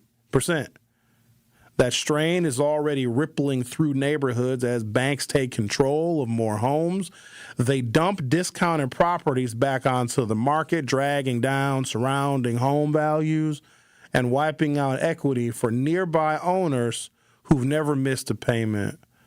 The spike in foreclosure filings reflect broader money problems for Americans. Rising taxes and interest rates are pushing homeowners behind on mortgages, while unpaid credit card balances and auto loans pile up. The result is a growing fear that the housing slowdown could tip into something worse, with uncomfortable echoes of the years before the 2008 crash. If Americans are struggling to pay their mortgages, they're likely to cut back on essentials like food. I wonder if there's a connection between these grocery stores closing if Americans are cutting back on food because their car payments are too expensive and their credit card debt is going out of control. I got a story here about Marquette University where they have been pushing low-income students into predatory student loans. I knew I didn't like Marquette for a reason. Proud UWM Panther here. They pushed us in the loans that we could afford. How many of y'all went to Marquette University? Andrew, you're lucky you're not a part of this rivalry here. So I'm going to say something. I don't want to offend anybody. Okay? That's why we played a disclaimer. I think I need a disclaimer that plays before each and every one of my shows because I don't want to offend you. And of course, my sentiments are not necessarily reflective of that of Good Karma Brands and its subsidiaries. These are my opinions, you see. I've never met a smart person that graduated from Marquette University. I just haven't. I'm not saying there aren't any smart people that graduated from Marquette University. I just haven't met any. I don't know where, maybe they leave. Maybe they go to another city. Maybe all of the smart Marquette people go form a colony in the Chicago suburbs. I don't know where they are. I just haven't met any. Now, don't be offended if you're smart and you went to Marquette University. I just don't know you.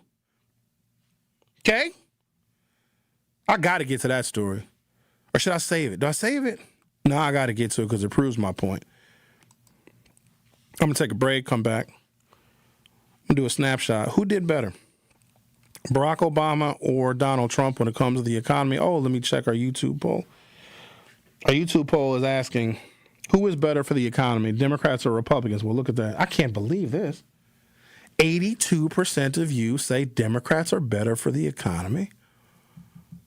18% say Republicans do better with the economy. So then when people vote for Republicans and you're not voting for a better economy, then you have to wonder, what exactly are you voting for?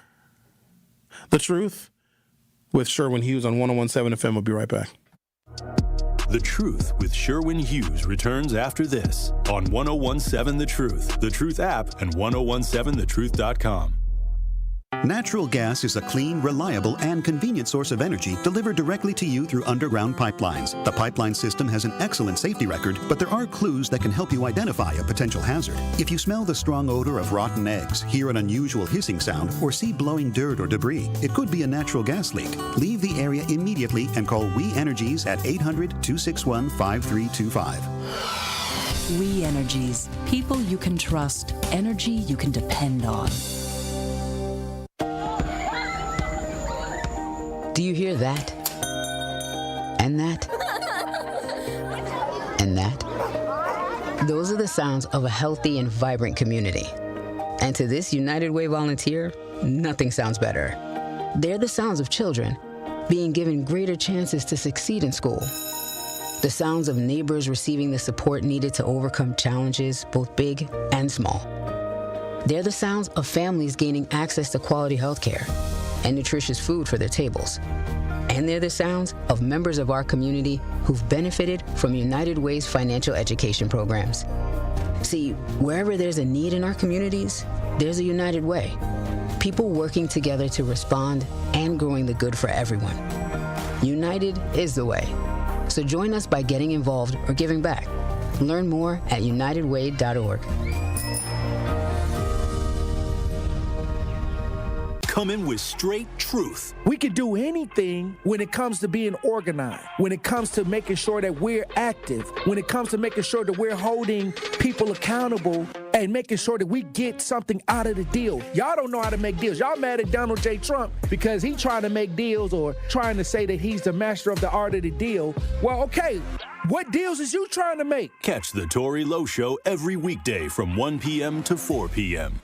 Bringing all the smoke to you. I love what you're doing, and this radio station is just like what it's called. It's the truth. Download the new 1017 The Truth app now. Milwaukee Black Talk. 1017 The Truth. This is The Truth with Sherwin Hughes on 1017 The Truth, The Truth app, and 1017thetruth.com.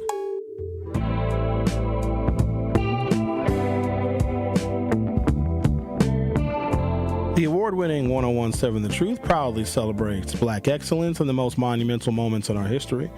All month, we're honoring the voices, the stories, and the achievements that have shaped our past, empowered our present, and continue to inspire our future.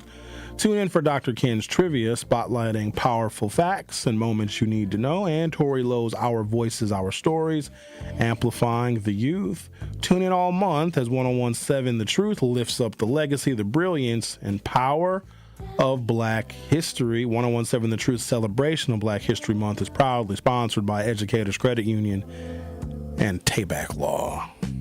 All right, I guess you guys are tired of seeing the double luge picture. Zach, can we take down the I can't believe that that's a sport. Do they need, well, they've added sports. Like in the last few summer Olympic Games, they added like breakdancing. Remember the lady from Australia that did the breakdancing? So that was a new sport. I think they added in the last few Olympiads BMX bike stuff, and I think skateboarding. But yeah, I was just unfamiliar with men's double luge. It just seems kind of unnecessary because if you have one person, a luge is a sled for ice. Luge, luge. That's how you spell it. And they put two people. So it's not like a bobsled, because a bobsled is like a car where four people get in it and you go down the track. But you're tucked down in the car. It's like four people in a row, where the doubles luge is a person stacked on top of another person. And so I guess what I'm missing, what I don't understand, and I don't profess to understand everything. This is why I think you guys are so great, because you help me understand things that I don't necessarily get. Who came up with that? Like, let's do the luge, but put two people on top of each other and then go down the hill together. And somebody, I'm sure, protested it, like, hey, no, it's perfectly fine with one person. And then that individual has said, no, let's keep luge just one person. They lost. They lost the debate to somebody who said, no, it's going to be. We're going to put people on top of each other. And one of them can't see, to add another sense of mystery to it. So, okay. But whatever. If you guys like it, I love it. And I think the Olympics are coming to a close. So if you want to see a couple of double luge matches, you better hurry up. I'm going to compare the first Barack Obama term to Donald Trump's first term plus 1 year. So Barack Obama was inaugurated January 20th, 2009. And then his first term went until January 19th, 2012? 13. Yep, because he was inaugurated January 20th, 2013. So then plus 1 year would be through January of 2014, because Donald Trump has been president for one term and 1 year. So I want to be fair in my comparisons of the economy, because maybe there's something to this, maybe there isn't. The last time I checked a YouTube poll, 82% of you believe that Democrats are better on the economy than Republicans. Now, of course, I can go all the way back in history, but let's keep it recent. Real quick side note and slight comparison. You guys remember a guy named Reverend Jeremiah Wright, who was and probably still is a very prominent African-American pastor, and he was very political in some of his sermons, and he would tell like these history lessons enlightening during his sermons, and Barack Obama and Michelle Obama would attend Reverend Wright's church. I believe that he was pastoring in Chicago, and the conservatives were very, very upset because they fundamentally and totally disagreed with Reverend Wright's version of history from the African-American perspective, basically telling parishioners, Reverend Wright would, that America was unfair to black people. This is stuff that black people already know. It's not news to us, but for some reason, when conservatives hear the unfiltered conversations that African-Americans have amongst one another about history, they get really super upset. And this is stuff that black people already know because we experience it. It's in the lineage of our families. It's our oral history. So we already know this stuff. So going to Reverend Wright's church at the time, or really any political church, they're going to tell you things that we already know about our own history. But for some reason, if you don't have a respect for black people and our history, or you want us to forget it, you get very angry when we have conversations about it. And I find that so disingenuous and also hypocritical, because what I know of conservative talk radio, and let me be clear, I don't listen to it because why would I? It just tells white people what they already think and what they already know. They are rarely challenged. These people are bad. Cities are bad. College is too expensive. Don't send your kids to college. Democrats are all terrible. It's just reinforcing things that they already know, and there's a sense of comfort. And I think that's a lot of what white culture is. Just tell white people that they still run everything, that white culture is just controlling everything, and you shouldn't have Bad Bunny at the Super Bowl because that's un-American, and all these people need to get out of the country, except for the white people that came over here legally. Can we clear that up too? When their people came over here through Ellis Island, there was no law to break. So they didn't do it legally. There just wasn't a law. We just welcomed everybody. So stop saying that your parents or your grandparents or whomever came over here legally and did it the right way. They just showed up. But it was when people that wanted to come to America from other countries, from the southern border, that's when we have all of these rules. But when y'all came, there was no law. So you didn't stop saying, oh, my grandparents came here illegally. They were legal. Shut up. Oh, today is, if you're one of those Catholics, I'm not a Catholic. Today is the day where they eat the Polish donuts, the Pazakis. Do you guys ever had a Pazaki before? I don't know what the big deal is. I've had a Pazaki before. It's not even that big of a deal. It's a donut that the Catholics eat. They eat a donut today. Stupid. Sorry, Catholics. Eat a donut. First of all, it's a donut. Stop trying to change the name because of your religion. I don't like that. It's a Pazaki. It's a donut with stuff in it. It's a donut. Powdered sugar on it. It's not even a special donut, but I guess Polish people eat them. A lot of Polish people came over here from Ellis Island, and I guess they brought their donut recipes. I never really understood it, but it makes like the news every day. Or every Fat Tuesday, Mardi Gras, and then people eat a lot of fish on Friday. You guys know that I eat fish whenever I want to. In fact, I'm still not going to tell you the name of the restaurant where I got my fish fry, and I'm really not going to tell you because some of you do the Lent thing. I don't understand Lent. So you got to give something up for 40 days, and then what? What is that? Can somebody, any of you Catholic? Are there Catholics left? So this is Lent where you got to eat fish on Friday because you can't eat meat. Oh, I guess if you give up meat for Lent, you eat fish and Polish donuts. This is why religion makes no sense. So if you don't eat fish on Friday, do you go to hell? What if you don't like Polish donuts? What if you want an old school American donut? What if you want a German donut, a cruller? Top 3 best desserts of all time. It's a fried donut. A cruller.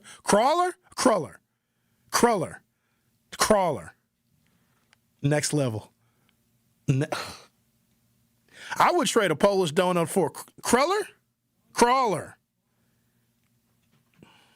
Spell cruller, though. It's confusing. I kind of want to tell you guys something.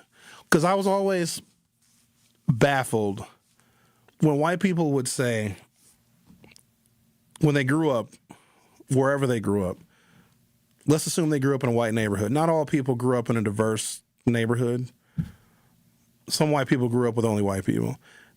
And I have conversations with them, and they're just so incredibly ignorant about, like, common sense chronological American history. And they'll say stuff like, Sherwin, we never talked about race. I never believed it, because I always thought that the way we as black people talk about race, because we have to be aware of it and cognizant of it, and it kind of guides our decisions a lot of times. We're hyper aware of race because, America, we're black people. Because white people never had to march and fight to vote.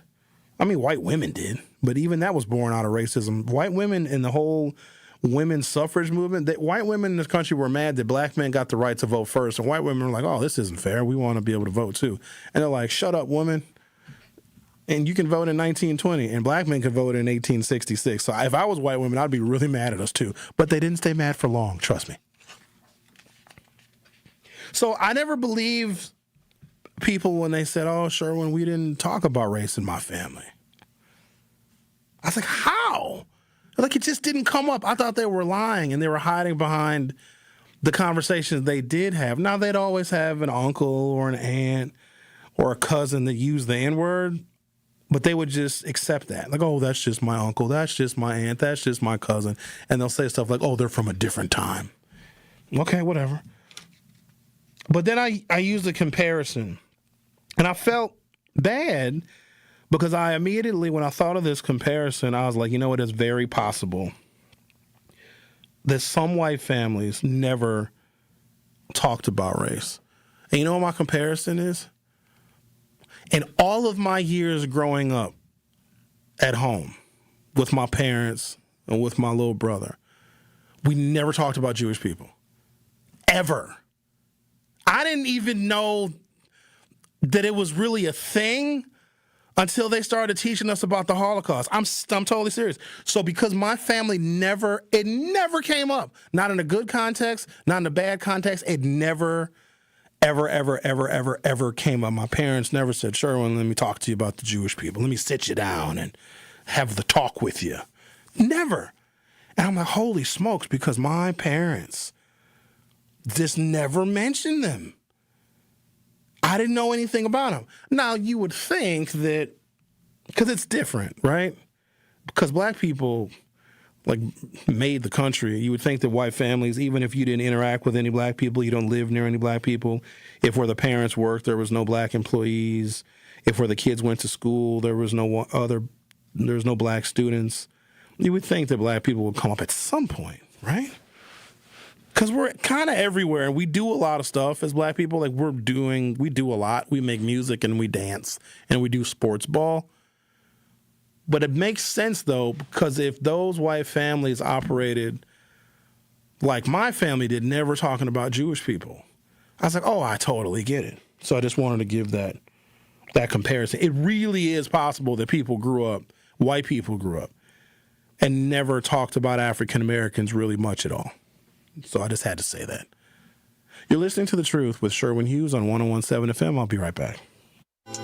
More of The Truth with Sherwin Hughes is next on 101.7 The Truth, The Truth app, and 1017thetruth.com. Join me every Friday at 11 a.m. for the Milwaukee Experience with Sherwin Hughes, presented by Visit Milwaukee. We're a city that knows how to celebrate, where the calendar is packed with festivals, the plates are piled high with flavor, and a lakefront sunrise sets the stage. Here in Milwaukee, every street leads to something worth savoring, a place that welcomes you with open arms and where joy is shared in bites, beats, and cheers. The Milwaukee Experience every Friday at 11 a.m. exclusively on The Truth with Sherwin Hughes, presented by Visit Milwaukee.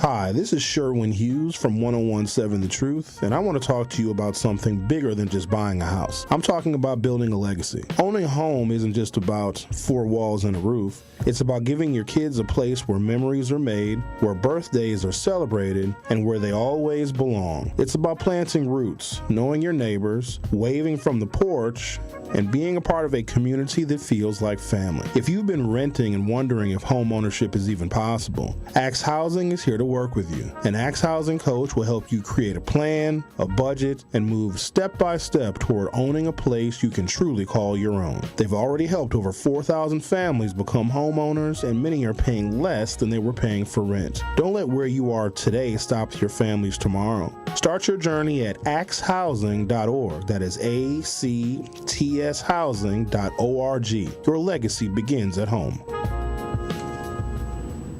Life's better with American Family Insurance because we know you love working weekends. If it means working on your dream home, both inside and out. And we're here to help protect those dreams so you can enjoy peace of mind. Save up to 40% when you bundle home and auto. American Family Insurance. Get a quote and find an agent at amfam.com. Products, pricing, and availability vary based on where you purchase insurance and by state. Some exclusions apply. American Family Mutual Insurance Company, SI, and its operating companies, 6000 American Parkway, Madison, Wisconsin. Many wins. Many wins. Waiting at Potawatomi Casino Hotel, Milwaukee. This February, you could break the bank and get down with a share of $300,000 in prizes. Bust out your rewards card and play to earn entries. It all goes down with Thursday drawings. Break the bank. Only at Potawatomi. More info online. Must be 21 and a rewards member to play.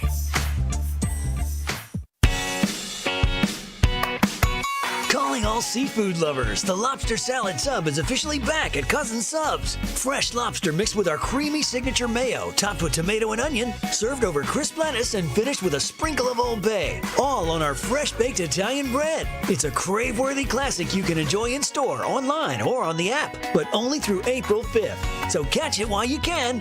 Cousin Subs. We believe in better. This is The Truth with Sherwin Hughes on 1017 The Truth, The Truth app, and 1017thetruth.com.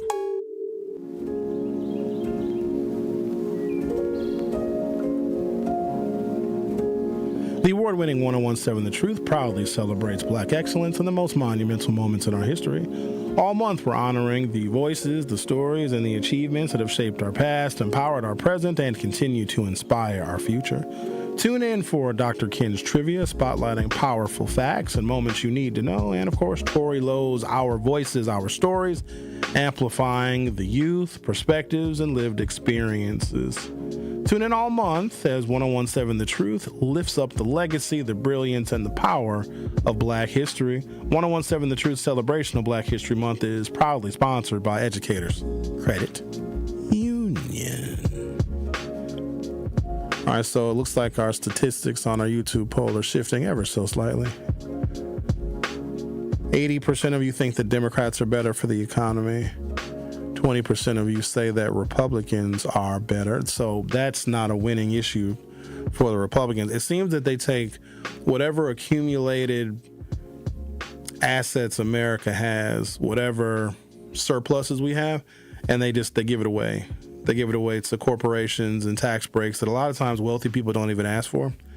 And then they mortgage America's future. And interest rates oftentimes are higher during Republican administrations, and money supplies do very unusual things. And now we're starting to learn that the home foreclosure crisis is back. But this administration has no interest in talking about things economically that are negative and make this president look bad. And it's bad for the American people. And what's going to happen is there's going to be some Democrat that's going to run for office. It's going to have to clean up this insane mess that was made by Donald Trump. And if the Democrat is not successful in 37 different regards, then we're going to call the Democrat a failure and not hold Donald Trump responsible. Julius, you're on 101.7 The Truth. How are you? Hi. Good morning, Sherwin. I just want to say a little. This is one of my life lessons about who I am. When I was young, I can even remember this. I don't know why. I was in the 3rd grade, and I went to our Avenue School. And I was smitten with one of these girls. She was 3rd grader too. Julius, where are we going with this, buddy? We're back in 3rd grade at our Avenue School with a 3rd grade crush? Okay, let me write it up. Okay, she was white. Oh, no. She was a little white girl. And, I liked her and stuff, so, and I wanted to go by her house. And her parents said I couldn't come over there. So I told my mom said I can't go over there. And I was wondering why. Mind you, I'm only coming in 3rd. She said because she's white. And to me, I'm like, who cares? I mean, I didn't, And my mom's kind of set me down, well, you're black. And I'm like, okay. So ever since then, I was curious about what's the difference between blacks and whites. Big difference. So, real big. Yeah, but in the 3rd grade, 2nd and 3rd grade, you're not really thinking about that. But anyway, that got me curious about blacks and white people at an earlier age. So I started doing a lot of reading. Ever since then, man, I was in the 5th grade. My teacher was from Sierra Leone. So we had to do a research about people. I didn't even know Sierra Leone existed, and it was in Africa.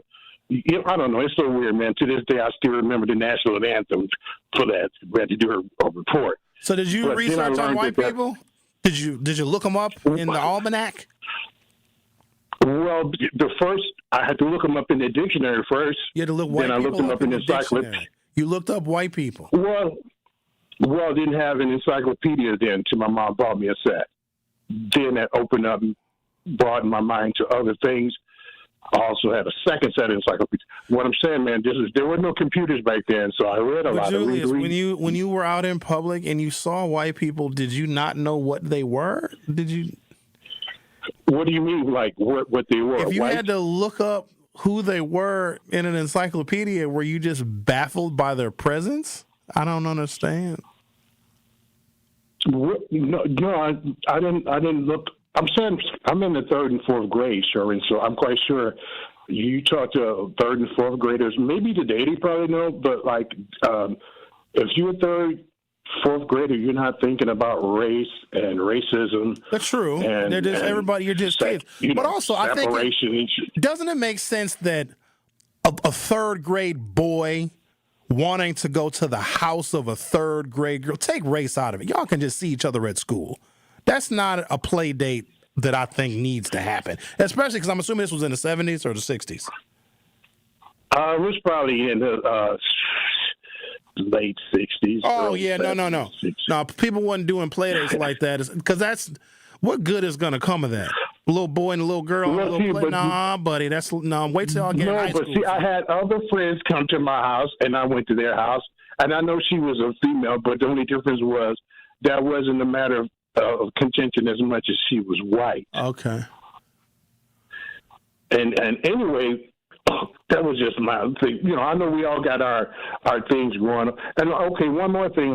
From the 1st grade to the 8th grade, I went to an all-black school, and every day that's where I learned a lot of history from. Because it was like my teachers, my social study history teacher. Every day we learned something about blacks, black art history, and also European history, and that got me really interested even more. And the thing is, man, I think you said something earlier, okay, we have to know white history. They force it upon us. A lot of people. I've been to a lot of cities and counties in Milwaukee. In Wisconsin. And you're right. Those people, they don't learn, and not just black history, but they don't even teach it. Those people are not exposed to our culture. There are really white cities in Wisconsin that have maybe 1 or 2 black people, if any, as compared to us, we have to, we are, they impose themselves on us because of the way we came here. And white people are not going to never understand us, man, because they don't want to. They know why we are here. And the thing is, I'm surprised that, and as far as I'm concerned, man, anybody who vote or support Donald Trump, either you're a bootleg or you're ignorant and you don't understand, especially if you're black. Okay. Because, Trump is a racist. All right.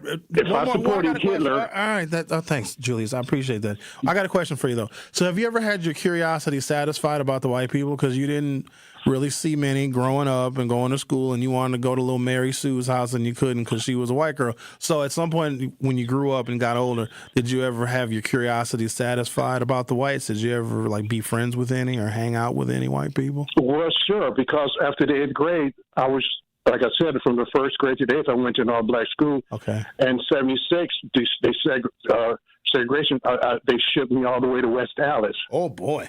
You got plenty of white school. You got your fill of whites there. Oh, your cup runneth over.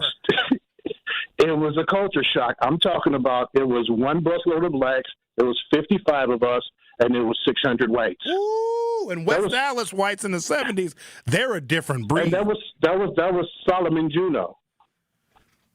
Juneau? That's what it was called. So wait, you were busted Juneau?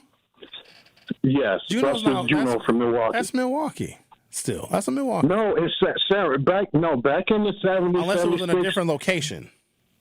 No, Solomon Juneau, right off of 65th and Blue Mound. I'm 100% positive. If it's West Dallas, it's right on the edge. I think that's Milwaukee, though. No? Yeah, it's on the edge, but that edge, that was not considered an edge back then. Oh. It was 100. That was a 100% white community. Okay. Everybody there, they were all white people. All right. And it was 55 blacks. So you got your fill. And that was a culture shock to me. All right. I bet it was. Well, did you end up? Yeah. I got to go in a second because I got to take a break. But did you end up befriending any of the whites? Oh, yes. Oh. I mean, individually, white people are real cool, man, but as a group, they suck, man. I guess they can say the same about us, too. All right. Well, thank you for that lesson in your life. Take care. All right. All right. Take care. Julius took us back. He was like, it started when I was in 3rd grade. Like, come on, Playboy. Where are we going with this? I don't think there's something about that I don't take race out of it. He said he had a crush on this little. Yeah, you don't need to be going around sniffing around no little girl, man. You in 3rd grade now. You're 8 years old. That was good to keep Mary Sue away from Julius. Okay, I got to take a break. The Truth with Sherwin Hughes will be back for hour 3. Want to protect our planet? The air we breathe, water we drink, and land we share? Real progress begins with birds. Yes, birds. The very ones we see and hear every day. On a walk, in the park, or simply out the window. That's because birds are more than birds. They're symbols, sentinels that reveal the health of our planet and our people. And by helping them thrive, all of us thrive as well. Audubon is a place where birds matter, where habitats are protected, where communities are engaged, and where change takes flight. Because at Audubon, hope begins with birds. Progress begins with birds. It all begins with birds. Audubon. I'm Angela Bassett. As a first responder on screen, I know what it means to act fast in an emergency. In real life, the same urgency can save lives, especially when it comes to a food allergy. For 33 million Americans, one bite can turn an ordinary meal into a life-threatening reaction. And too often, they don't have the one thing that could save them, epinephrine. But emergencies don't wait. And when a severe reaction happens, being prepared makes all the difference. Now, here's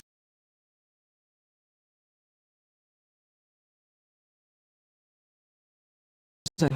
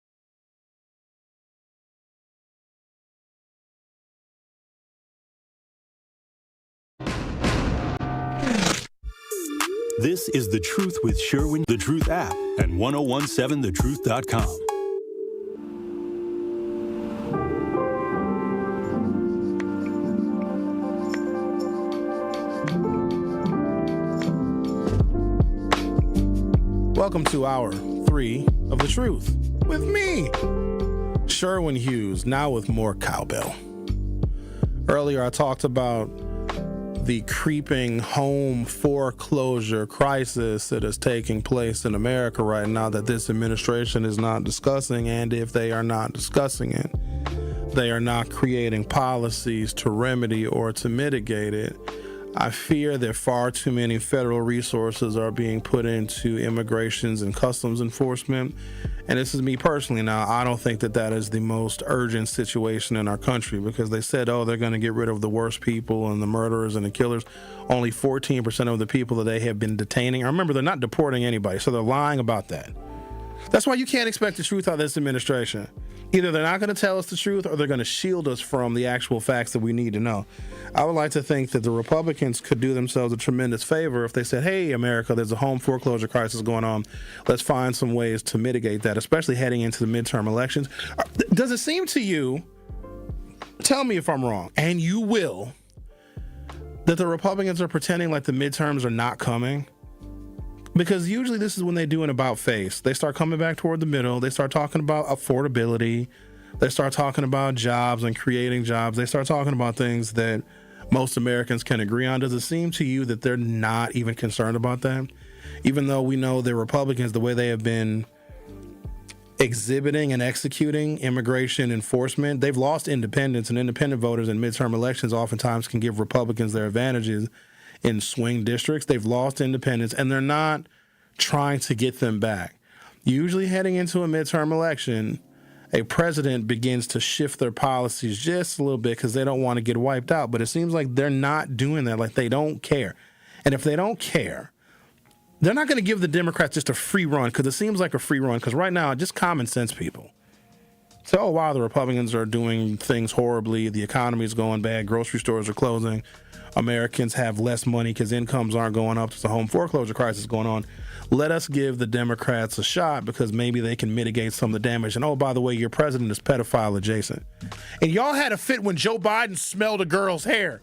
Like, oh, that was the worst thing. Oh, Joe Biden smelled. Trump smelled. He smelled hair, all right. The guilt by association comparisons are crazy, because there was a guy named Reverend Wright who was a black pastor, and Barack Obama and Michelle Obama went to his church for a while. I'm almost positive that Barack Obama did a press conference and divorced himself from attending a black church because there was so much backlash, because Reverend Wright, if you can recall, he was super political in his sermons, but Reverend Wright was only talking about things that black people talk about. I have a feeling that, hey, whites, how are you guys today? Thank you guys for listening. I appreciate you. I'll do my homer blow. Love you. Appreciate you. Do you guys know how we talk about you? I'm just curious. Like, are you aware of the conversations that African Americans have regarding not all white people, but like how white systems are just so rigid that they almost defeat themselves? Like, black people discuss that. Because white people can be doing things like totally wrong fundamentally, just executing things wrong, but they're unable to see past their own whiteness because, oh, this is how we do it. This is how it's always been done, even though it doesn't work anymore. So black people sometimes are impacted by that, because we see other ways to... We as black people know there's a bunch of ways to skin a cat. And white people say, no, you start at the tail and then you move. Even though I shouldn't be talking about skinning cats. It's a euphemism. You guys know what I mean. So we as black people, we have conversations about that. You know, this thing with like racial profiling, and when there's like a George Floyd situation, there's been a whole bunch of those. Like, we have conversations as black people about race. I have a feeling that white people are unaware or are oblivious of the conversations that we have. And a lot of times we have to tell our children to be cautious of you, because we don't know which one of you are good. But I'm starting to understand that white folks you're not really aware of how we talk. And so when Reverend Wright, this was better than 10 years ago, more than that.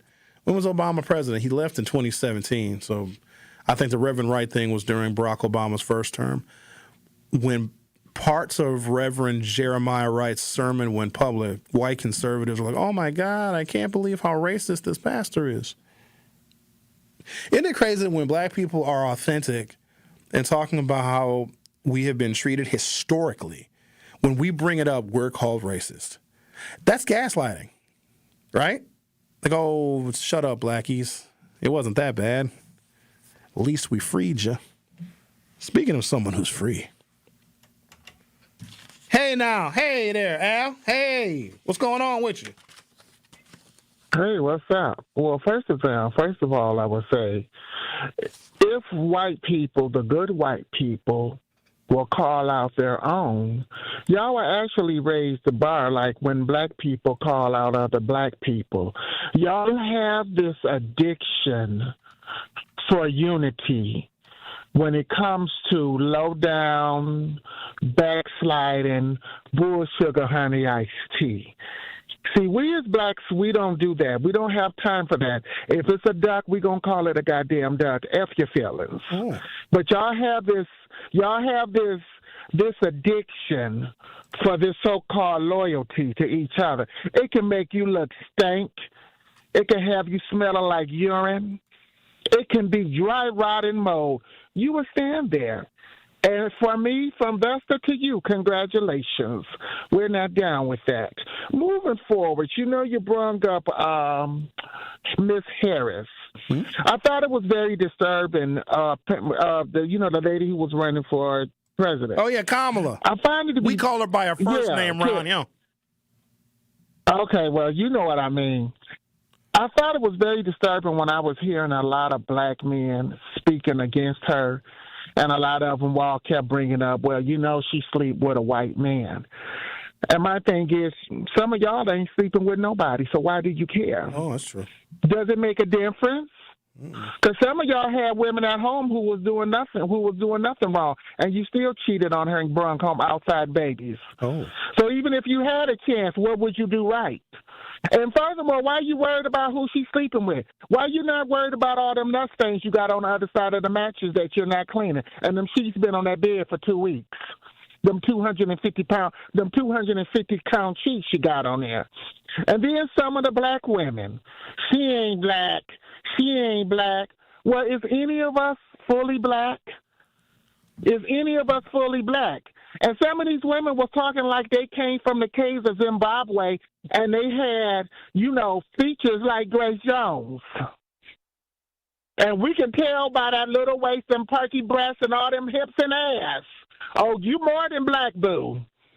So I don't understand where all that was coming from. I think that was coming from maybe some self-hatred. I think some of them probably got mad because they actually had a man who said I do and asked for a hand in wedding when some of them did not get no invitation to a hand. And then also I think some women are intimidated by other black women who are educated, who work, who owns a house, who have 2 jobs. Because when I hear women who say, well, that's a man's job, you just want to be a piece of ass and a vessel to flood.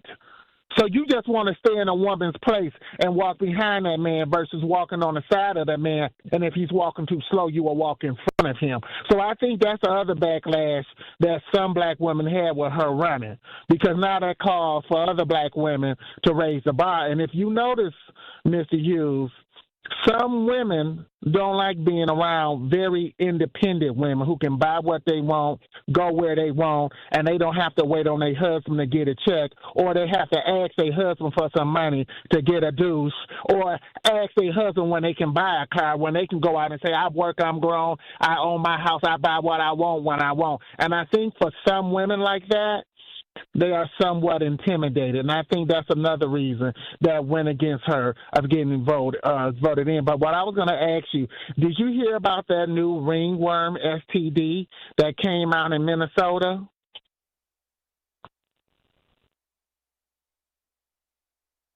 Al, I'm here. I'm sorry.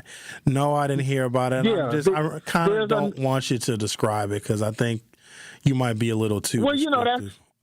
No, that's some skin to skin contact. But with everything that's going on in Minnesota, I think that was probably from some of them ICE agents, because a lot of those they're not really big on hygiene.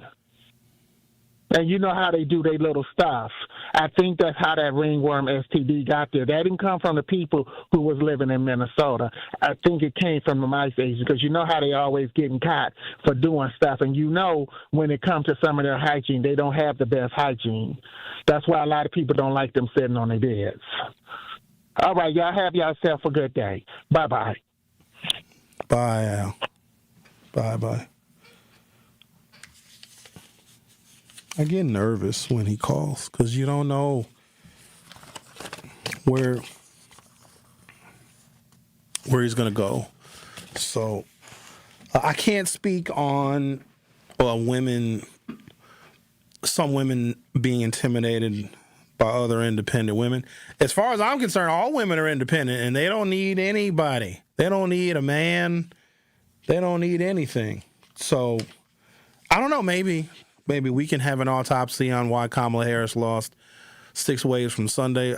I tend to think that there may have been some rule breaking and some lawlessness, because if you tell the American people over and over and over again, and if you really, really believe that there's election fraud, and I know that there's been a universal truth and consistency in Donald Trump's rhetoric, like his rhetoric, the way he has manipulated the American people is going to be studied at some point in the future because it really, really worked.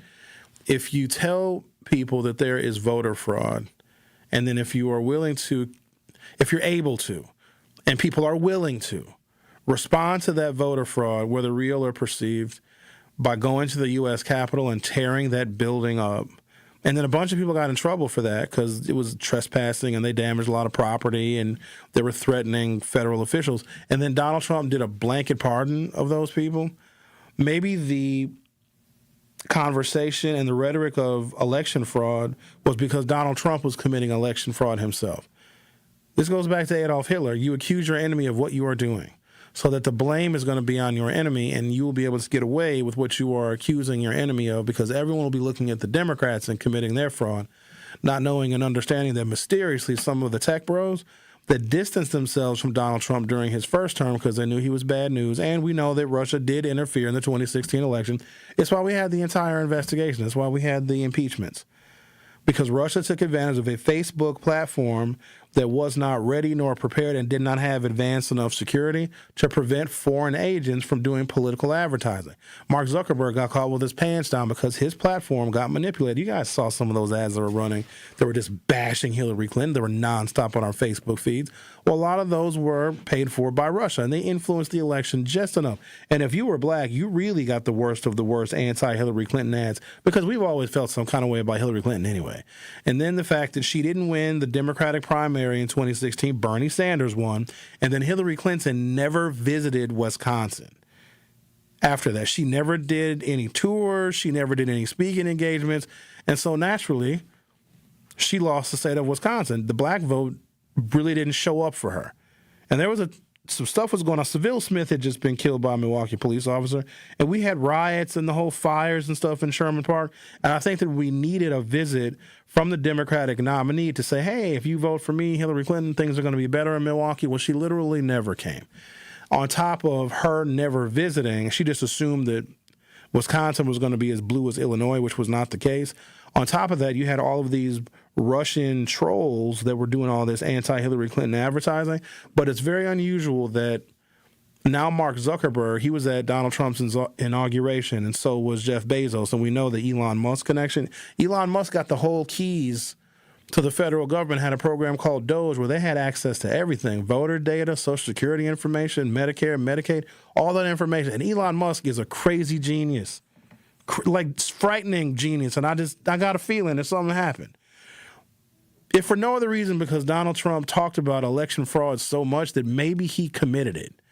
Because he did want to get revenge. And you know how embarrassing it would have been if he would have lost again? And he did all that stuff he said and all the things he was doing, and he runs for president again and then loses? After 34 felonies, he had a revenge tour that he had to go on. And he wasn't going to lose that second election. Now, it's almost a perfect storm because I can explain how and why Kamala Harris lost just on, like, demographics. But what if he cheated? Look at what he's getting away with. He's pedophile adjacent. And nobody's, like, people that are in the Epstein files anywhere from Europe, they're losing everything. They're losing their jobs. They're losing their government positions. Trump is still just ruling the kingdom.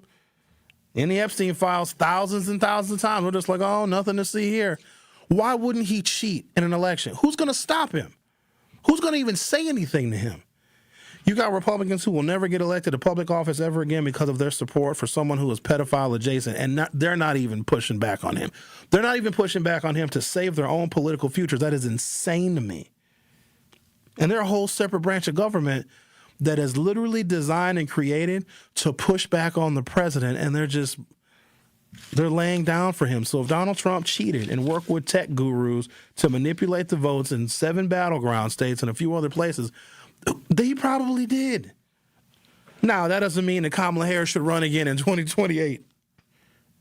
Doesn't mean that.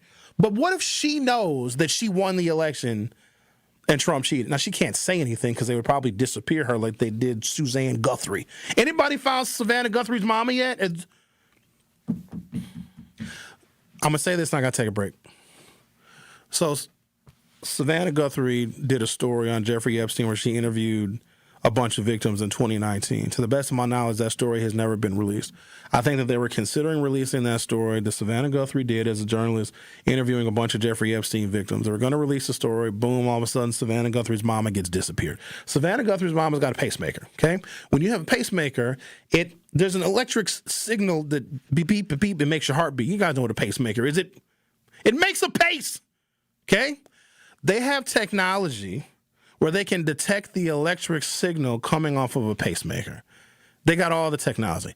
They have a low-flying helicopter flying all over the area where Savannah Guthrie's mama could be because they found a glove. Sounds very weird, like O.J. Simpson, but whatever. They found a glove. And like, oh, we have technology. We can detect the electrical signal from the pacemaker because they have the make and the model number of the pacemaker. They went and got all that information from the person that installed it. Like, okay, we, the FBI, have a lot of technology. We can track it. Apparently, there's no pacemaker signal anymore. So it's something going on now. Just saying. All right, I got to take a commercial break. Then I'm going to talk about the economy. For some reason, I can't get to it. All this other stuff keeps coming up because Al called. And then Julius called. Said he wanted to go to a little girl's house in 3rd grade. Bad idea, Julius. I just don't think that was play dates back in the 1960s with a little black boy and a little white girl. They didn't do that back then. Do they do it now even? Okay, let's take a break. Getting ahead of myself.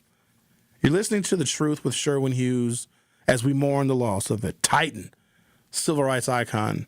Jesse Jackson has passed away. Don't go anywhere. I'll be right back. Don't touch that dial.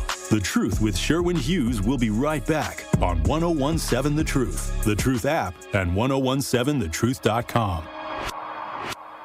Truth Nation, mark your calendars for Friday, February 20th for the 2nd Annual Truth Community Awards, hosted by Homer Blow and yours truly, Bailey Coleman. Celebrating individuals making a real difference in our community. Tickets are on sale now. Visit 1017thetruthAwards.com to learn more. The Truth Community Awards are sponsored by Milwaukee College Prep, the Milwaukee Bucks Foundation, Gruber Law Offices, Steinhoffels, Cousin Subs, and 3rd Street Market Hall. Life's better with Drive My Way from American Family Insurance because we know it's more than just a car. It's your escape pod, your adventure mobile, your memory maker.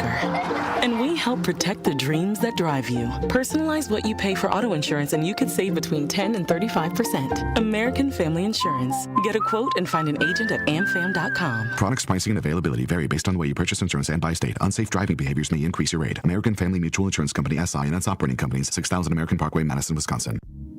Join me every Friday at 11 a.m. for the Milwaukee Experience with Sherwin Hughes, presented by Visit Milwaukee. We're a city that knows how to celebrate, where the calendar is packed with festivals, the plates are piled high with flavor, and a lakefront sunrise sets the stage. Here in Milwaukee, every street leads to something worth savoring, a place that welcomes you with open arms and where joy is shared in bites, beats, and cheers. The Milwaukee Experience every Friday at 11 a.m. exclusively on The Truth with Sherwin Hughes, presented by Visit Milwaukee.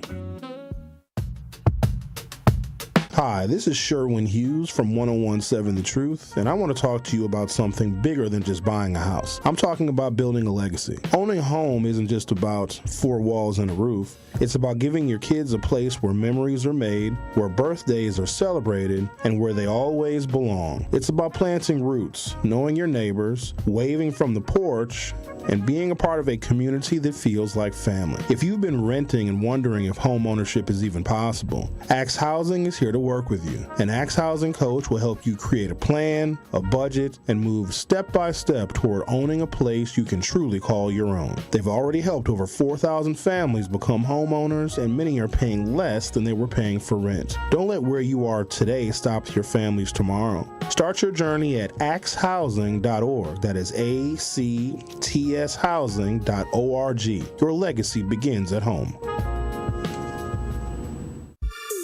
This is The Truth with Sherwin Hughes on 1017 The Truth, The Truth app, and 1017thetruth.com. Truth.com.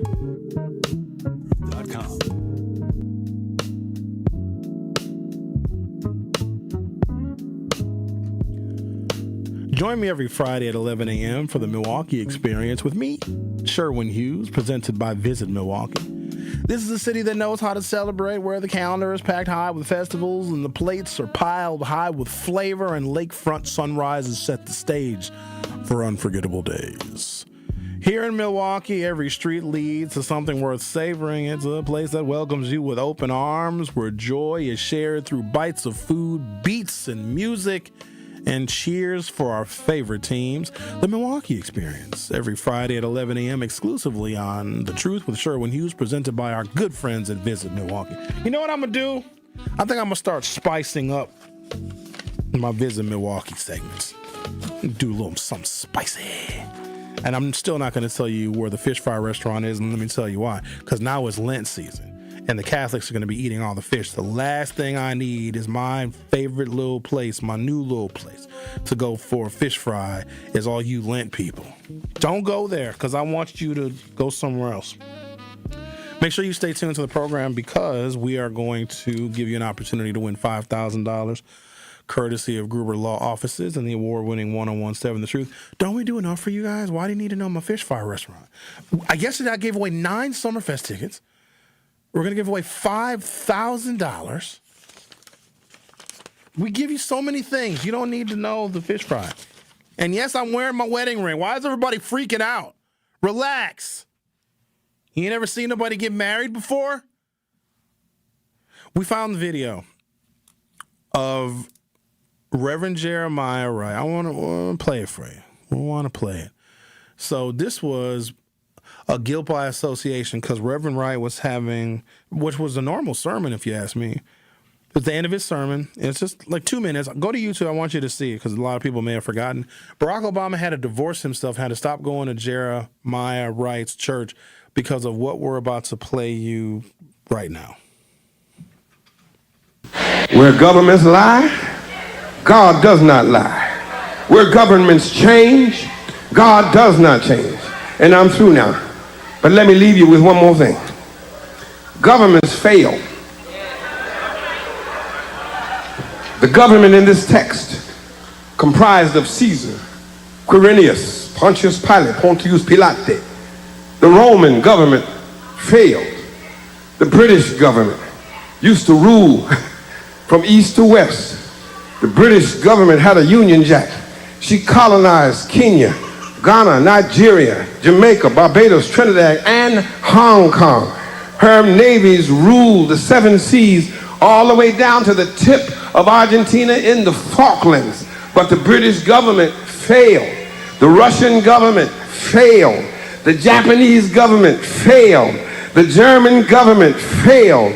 and the United States of America government when it came to treating her citizens of Indian descent fairly, she failed. She put them on reservations. When it came to treating her citizens of Japanese descent fairly, she failed. She put them in internment prison camps. When it came to treating the citizens of African descent fairly, America failed. She put them in chains. The government put them on slave quarters, put them on auction blocks, put them in cotton fields, put them in inferior schools, put them in substandard housing, put them in scientific experiments, put them in the lowest paying jobs, put them outside the equal protection of the law, kept them out of their racist bastions of higher education, and locked them into positions of hopelessness and helplessness. The government gives them the drugs, builds bigger prisons, passes a 3-strike law, and then wants us to sing God Bless America? No, no, no. Not God Bless America. God damn America that's in the Bible for killing innocent people. God damn America for treating her citizens as less than human. God damn America as long as she tries to act like she is God and she is supreme. There you go. That was all true. And because he gave that sermon, that was a long time ago. That was like 2007, 2008. And so when that excerpt of that sermon became public, Republicans had an absolute fit. Oh, my God, Barack Obama went to that church. Guilt by association, Barack Obama, you must feel that exact same way. Newsflash, Barack Obama does feel that way, and probably even worse. The point I'm trying to make is Barack Obama then publicly divorced himself from Jeremiah Wright's church, publicly. But Donald Trump still has not publicly separated himself from Jeffrey Epstein. And Donald Trump is not paying any kind of major political price for being pedophile adjacent. Do you see the difference? That dude was telling the truth. That's how black people talk about this country, and none of that was made up. All of that is history, and all of those governments did fail. All of those things were spot on and accurate. You can chat GPT it, you can Google it, you can do the meta AI, and it's all going to be there. It was true. And because Republicans didn't like that, they said, oh, Barack Obama, if you want to work with us on anything, you need to divorce yourself from that man. But they're not requiring the same thing of Donald Trump. And I would argue that Jeffrey Epstein did way worse things. I think that now's a good chance. Now's a good time for the chance. One call. There you go. Look at all. that. Truth Nation, now is your chance to be our One Call That's All Grouper $5,000 giveaway entry for the day. You heard me right. Don't make me repeat myself. Kidding. I'm totally going to repeat myself. You can be entered to win $5,000 courtesy of Gruber Law Offices. We'll take caller number. I don't know. What's today's date?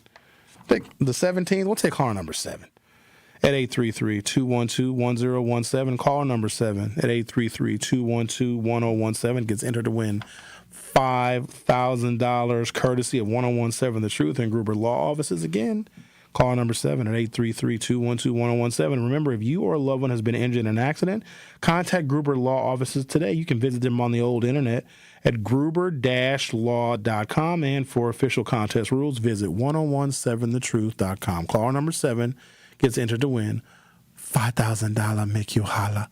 Don't go anywhere. I'll be right back. Don't touch that dial. The Truth with Sherwin Hughes will be right back on 1017 The Truth, The Truth app, and 1017thetruth.com. Life isn't a single moment. It's a shared ribbon that bends through the years. It binds us to the things and people we love most. One insurance company knows this because they live it. For 100 years, we've been with your family for the moments that matter most. Erie Insurance. Find a local agent at erieinsurance.com. He's the voice for the people and the community's connection to change. Sometimes justice looks different to me. Do you want them in jail for murdering Corey Stingley? Yes, you do. Do you want them to go to trial for what they did and go through that process? Hey, you know. But at the end of the day, the men that took Corey Stingley's life something happened to where they have to accept the fact that they did that and that they have to be labeled a murderer for a certain length of time and when it was nothing, I think that was a huge thing that happened when you had to climb mountains to get to this point. 13 years? The Tory Lowe Show, weekdays from 1 to 4 p.m., live on YouTube and right here on 101.7 The Truth. Many of our most important memories are made at school. But for children like Victoria, the classroom can be a place of fear and isolation. She wore a bandage over her cleft every day, too shy to speak, too afraid to smile. Everything changed after one life-transforming surgery made possible by Smile Train. Today, Victoria's smile lights up her classroom, a symbol of confidence, connection, and new beginnings. Due to stigma, children with untreated clefts often miss out on school entirely. But thanks to Smile Train, students like Victoria are stepping into the classroom, raising their hands, and finding their voice. Smile Train partners with local experts to support with free cleft surgeries and other comprehensive care, empowering children to thrive in school and in life. Let's help every child walk into the classroom with confidence. Visit smiletrain.org/learn. This is The Truth with Sherwin Hughes on 101.7 The Truth, The Truth app, and 101.7thetruth.com. 101.7thetruth.com. 101.7. Hi, this is Sherwin Hughes from 101.7 The Truth, and I want to talk to you about something that is bigger than just buying a house. I'm talking about building a legacy. See, owning a home isn't just about four walls and a roof. It's about giving your kids a place where memories are made, where birthdays are celebrated, and where they always know they belong. It's about planting roots and knowing your neighbors, waving from the porch, and being a part of a community that feels like family. If you've been renting and wondering if home ownership is even possible, Axe Housing is here to work with you.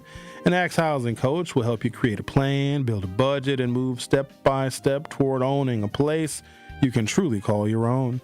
They've already helped over 4,000 families become homeowners, and many are paying a lot less than what you're paying in rent.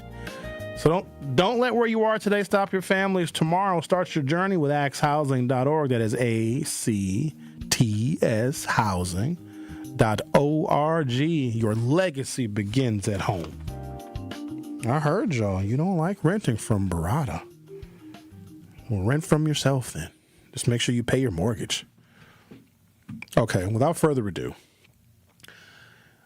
I have a side-by-side data-driven comparison of Barack Obama's first term plus 1 year, January 2009 through December of 2013 versus Donald Trump's first term plus 1 year, January 2017 through December 2025. There are four metrics: unemployment, wage growth, job creation, and health insurance coverage. We want to see, do Democrats, or the most recent Democrat who was president, not Joe Biden, because he didn't have the same comparison. I want a full term plus 1 year, or a president that served two terms. The last two-term president that we had was Barack Obama. Joe Biden only served one term, so the comparison wouldn't be entirely fair. And also, Joe Biden's presidency was dogged by COVID, which of course skewed a lot of the employment numbers. Okay, here we go. Barack Obama, January 2009 through December 2013. He inherited a financial collapse where the unemployment rate was 7.8%. By the time the first year of Barack Obama's second term was over, unemployment fell to 6.7%. That is a 1.1% change. It peaked at 10% in October of 2009. So from the peak to Barack Obama's first year of his second term, unemployment went down better than 3 points. And it continued to go down through his second term. Donald Trump started with an unemployment rate at 4.7%, ended at 4.4%. That's a change of 0.3 percentage points. Barack Obama had a decrease in unemployment 10 times greater than that of Donald Trump. Let us continue. Net jobs added. Barack Obama's first term plus a year into his second term, 6,600,000 jobs were created. The private sector saw 46 consecutive months. That's 4 years of consecutive job growth under Barack Obama's presidency. That is amazing. Donald Trump added, 5.1 million jobs. Here's the problem. In all of 2025, the Trump administration projected that they would create 600,000 jobs last year. Guess how many they created? 181,000. Let's look at the medically insured population. The Affordable Care Act, as you know, Obamacare, was implemented in 2010. The uninsured rate in 2009, when Barack Obama took office, was 16%. By 2013, so 2 full years of the Affordable Care Act being in effect, that went down to 13.3%, so 2.7% decrease in the uninsured, and there were 15 million more people who were insured. Donald Trump, from 2017 through 2025, they mandated the repeal of the Affordable Care Act tax subsidies. Medicaid work requirements were implemented, and then exchange enrollment declined. The uninsured rate went up while Donald Trump was president. In 2017, it was 8.6% uninsured. Right now, it stands at 10.1%. The net change of uninsured people went up by 5.3 million. 5.3 million more people are without health insurance because of Donald Trump's policies, where with Barack Obama, 15 million new people, 15 million more people got health insurance because of the Affordable Care Act. When it comes to unemployment reduction, Barack Obama wins. When it comes to job creation, Barack Obama wins. When it comes to health insurance coverage and reducing the number of uninsured and bringing new people into the fold of having health insurance, again, Barack Obama wins. He wins 3 out of 3 categories. I think that is the chip that is on Donald Trump's shoulders, because he knows that Barack Obama outperformed him. And so I think the response, it seems, is to not tell the American people exactly how bad the economy is, because the people in the Bureau of Labor Statistics, you know, that agency pretty much got gutted, because there was, I think it was a couple of months ago, maybe last fall, maybe more than a few months ago, they had bad job growth numbers. And they reported them because the Bureau of Labor Statistics is a nonpartisan organization that accumulates data from the public sector and the private sector, and they put these jobs numbers out every single month so we can know what direction the American economy is going in. And it's not necessarily a negative strike against the president every single month, but if jobs are declining, then the president can be called into action, and then Congress can work on policies that can get job growth back up. Because we know if Americans are unemployed, all hell breaks loose. Debt goes up, credit cards don't get paid, credit scores go down, home foreclosures happen, violence goes up. All of these things transpire when Americans lose their employment. Starts slow, and then it gets worse and worse and worse and reaches this horrible crescendo until we hit a recession or a depression. So if we see the signs of a slowing economy, this is where Congress and the president, in a bipartisan way, they're supposed to act to mitigate the damage of a tanking economy. That simply is not happening. In fact, there's an article I referenced earlier, and I want to bring this article back just so people are aware, because the Trump administration is not telling us this. They're calling the current home foreclosure crisis in America a bloodbath. Banks seized 40,000 more homes last month, and they say the pain is just beginning. While the number of Americans losing their homes to banks is rising for an 11th straight month, literally every month Donald Trump has been president, it's clear the housing crisis is getting worse rather than better. U.S. foreclosure activity jumped again in January of 2026 with a total of 40,534 properties facing foreclosure filings, a 32% increase from the same time last year. While the total was slightly lower than December, January still marked the 11th straight month of rising year-on-year foreclosure activity, a clear sign that the pressure is building and not easing. That strain is already rippling through neighborhoods as banks take control of more homes. They dump discounted properties back onto the market, dragging down surrounding home values and wiping out the equity for nearby owners who have never missed a single payment. That's what the big problem is. If your neighbor's house gets foreclosed on, then the house down the block gets foreclosed on, then another property a couple of blocks away that's got the same square footage and same design as your house, your home is going to lose value just because it's in a neighborhood where home foreclosures are going up. And that's no fault of your own. But this should be a cause for Congress and the president to act. And you would think, how are you heading into the midterm elections when you have a home foreclosure crisis that's reaching a catastrophic level?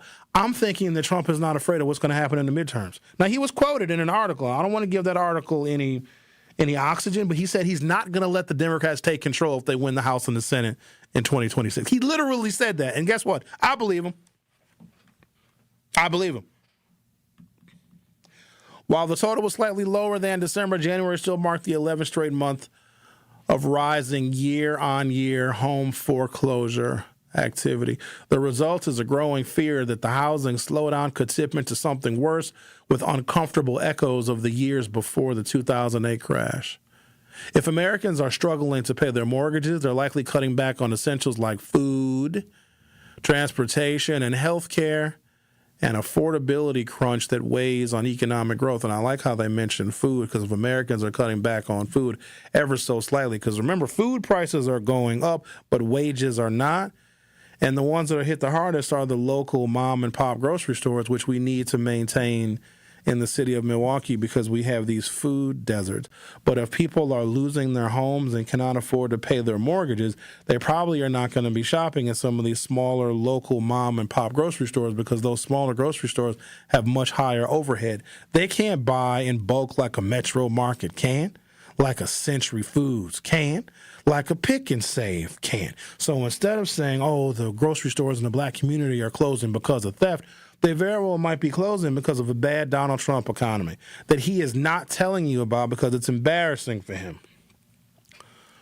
Foreclosures currently are concentrated in a handful of states. Delaware, Nevada, and Florida led the month in nationwide foreclosures, with 1 in every 1,600 homes in Delaware being taken by a bank. Other states like South Carolina and Maryland saw similarly high rates. In major metro areas like Trenton, New Jersey, they had the worst foreclosure rate, with roughly 1 in every 1,000 houses being affected. Punta Gorda, Florida, and Fayetteville, North Carolina followed closely behind. Lenders started the foreclosure process on 26,369 homes in January, a 26% increase from last year. Florida topped the list with 3,523 foreclosure starts, followed by Texas and California. You know, this might be kind of condescending for me to say this, but I would love to get a vacation home in Florida. I mean, why not get a foreclosure? It's cheaper. I'm just saying, I love Florida. Might consider that. Take a break, come back. Do want to share one more story with you before I go. We come to find out that Marquette University, and you know how I feel about Marquette University, pretty much the same as I feel about Racine. They have been steering low-income students into predatory student loans, while they have been giving the bulk of financial aid to students who come from wealthy families. The Truth with Sherwin Hughes will be right back. Don't touch that dial. The Truth with Sherwin Hughes will be right back on 1017 The Truth, The Truth app, and 1017thetruth.com. Tune into the award-winning 1017 The Truth's Community Spotlight this Wednesday at 3:57 p.m. between the Tory Lowe Show and The Truth in the Afternoon with Dr. Ken Harris. We'll be speaking with Deshaun Ewing from the Community Advocates Public Policy Institute. He will share how the Public Policy Institute addresses the root causes of poverty through policy, advocacy, and community collaboration on economic and public health issues. Again, that's the Community Spotlight this Wednesday with Community Advocates Public Policy Institute at 3:57 p.m. on the award-winning 1017 The Truth. Hi, this is Sherwin Hughes from 1017 The Truth, and I want to talk to you about something bigger than just buying a house. I'm talking about building a legacy. Owning a home isn't just about four walls and a roof. It's about giving your kids a place where memories are made, where birthdays are celebrated, and where they always belong. It's about planting roots, knowing your neighbors, waving from the porch, and being a part of a community that feels like family. If you've been renting and wondering if home ownership is even possible, Axe Housing is here to work with you. An Axe Housing coach will help you create a plan, a budget, and move step by step toward owning a place you can truly call your own. They've already helped over 4,000 families become homeowners, and many are paying less than they were paying for rent. Don't let where you are today stop your family's tomorrow. Start your journey at axehousing.org. That is ACTShousing.org. Your legacy begins at home. Life's better with American Family Insurance because we know you love working weekends. If it means working on your dream home, both inside and out.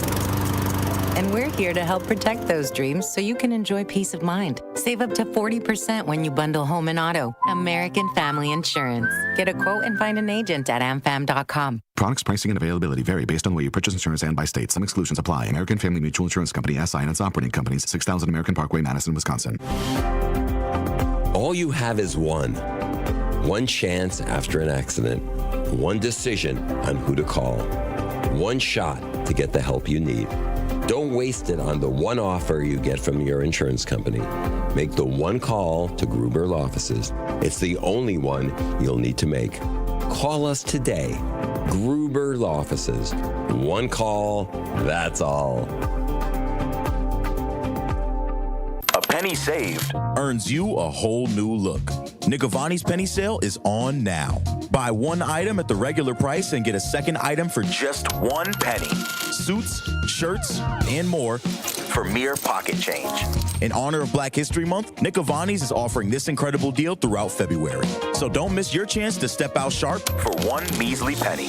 Visit Nick Avani's on the 2nd floor of Mayfair Mall before February ends. Nick Avani's penny sale. Some exclusions apply. See store for details.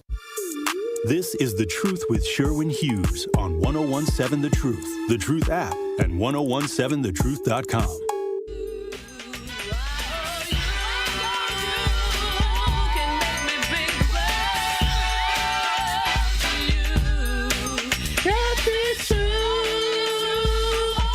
Truth Nation, something big is coming. The Summerfest lineup you've been waiting for is dropping soon, and 1017 The Truth is getting you ready early. From February 16th through February 19th, we're giving you a chance to win T-Mobile 9-day power passes so you can experience it all. Listen throughout the day for your shot to win and get plugged in. Before the official lineup announcement, don't miss out. The countdown is on, only on 1017 The Truth. Y'all forgot about this, Kwame, didn't you? Well, I'm here to remind you of it. I'm also here to remind you that I've never met a smart person who went to Marquette University. Hold on, relax. Doesn't mean there aren't smart people that went to Marquette. I just haven't met you. Marquette University allegedly offers wealthier families scholarships while pushing lower-income families into high-interest student loans.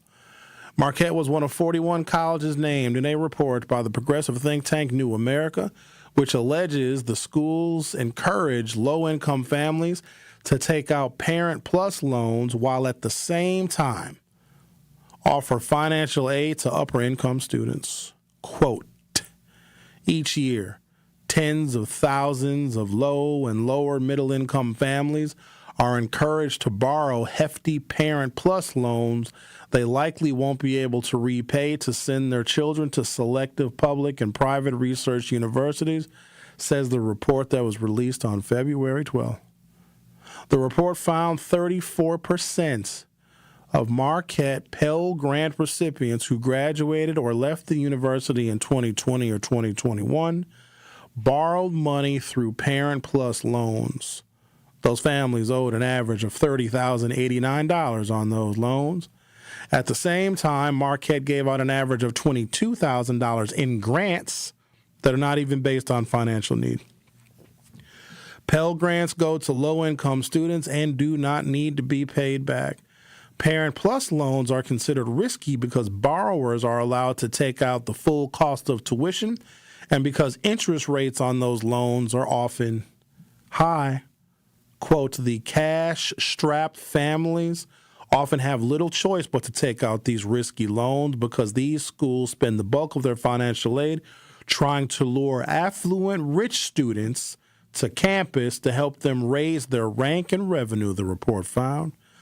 Undergrad tuition at Marquette University is currently... Why would you pay that much money for tuition at Marquette and you won't be smart when you graduate? Undergraduate tuition at Marquette University is currently... I can't even say it. $53,890.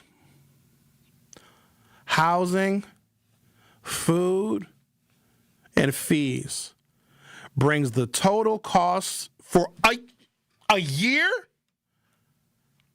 between $69,470 and $73,880, according to the university. Hell no. Are you insane? $69,000 to $73,000 a year to go to Marquette? And when you graduate, if you graduate, you're going to work at Starbucks. According to Marquette's website, 99% of undergraduate students received, quote, some form of financial aid last year. We distributed more than $170 million in scholarships, they said. When contacted by Wisconsin Public Radio last week, a Marquette University spokesperson said no one was available for an interview on the report. In a statement to Wisconsin Public Radio, Marquette said the Plus loan option is presented separately on a financial aid offer to help ensure families understand their choices. So let me go back up to the beginning of the article. Marquette University allegedly offers wealthier family scholarships while pushing lower-income families into high-interest student loans. The cost of tuition, including housing, food, and fees, is between $69,470 and $73,880 per year. Let's assume the higher number. You're paying $250,000 for a bachelor's degree from Marquette? And you know what you're going to get with that degree? And I'm not trying to be mean to Marquette people. I'm just stating known fact. Maybe there are smart people that went to Marquette. I just don't know where you are. But here's what I'm assuming. When I think of someone with a degree from Marquette, ooh, they're going to be mad at me. Because you know the Marquette people, they're real like tight-knit. They call them the Marquette Mafia. So most people, I'm assuming now, and you know, you're not supposed to assume, but I have to make assumptions. This is what most people do with their bachelor's degree from Marquette. Hi, welcome to Walmart. Hi, can I check your receipt? They got on a Marquette t-shirt. Hi. Hey, welcome to Starbucks. What can I get started for you? Got a special on Frappa Latte Chinos. I'll make it with extra whip. Woo, they're gonna be hot. Do I work with any people that went? Of course I don't. There's smart people that work here. When contacted by Wisconsin Public Radio last week, a Marquette University spokesperson said no one was available for an interview on the report. In a statement to WPR, Marquette said the Parent Plus loan option is presented separately on a financial aid offer to help ensure families understand their choices. The report found that 34% of Marquette Pell Grant recipients, who are the poor kids, graduated or left the university in 2020 or 2021, also borrowed money through the Parent Plus loans. Those families owed an average of $30,089. Marquette University allegedly offers wealthier family scholarships while pushing lower-income families into high-interest predatory student loans. Author Stephen Bird looked through public records of more than 300 selective colleges.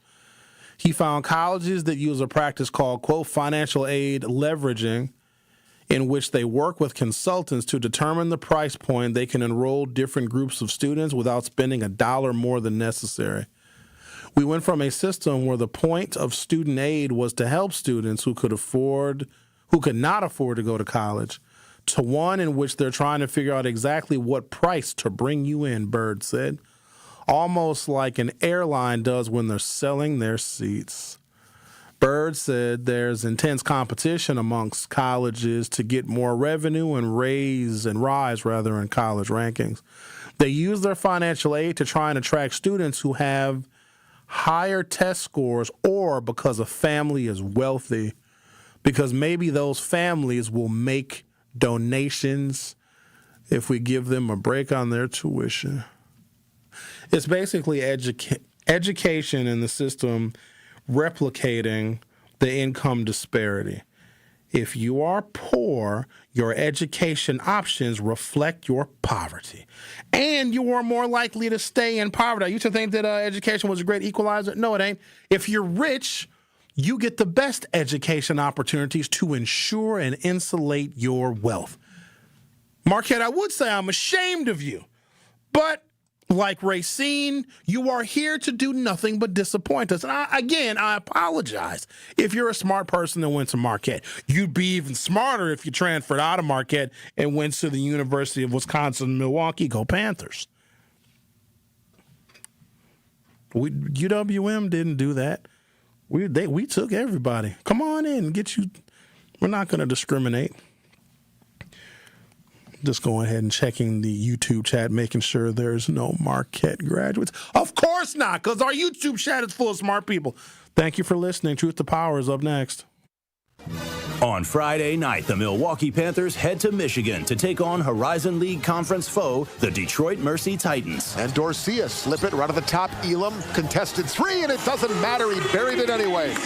20 to shoot. Elam will.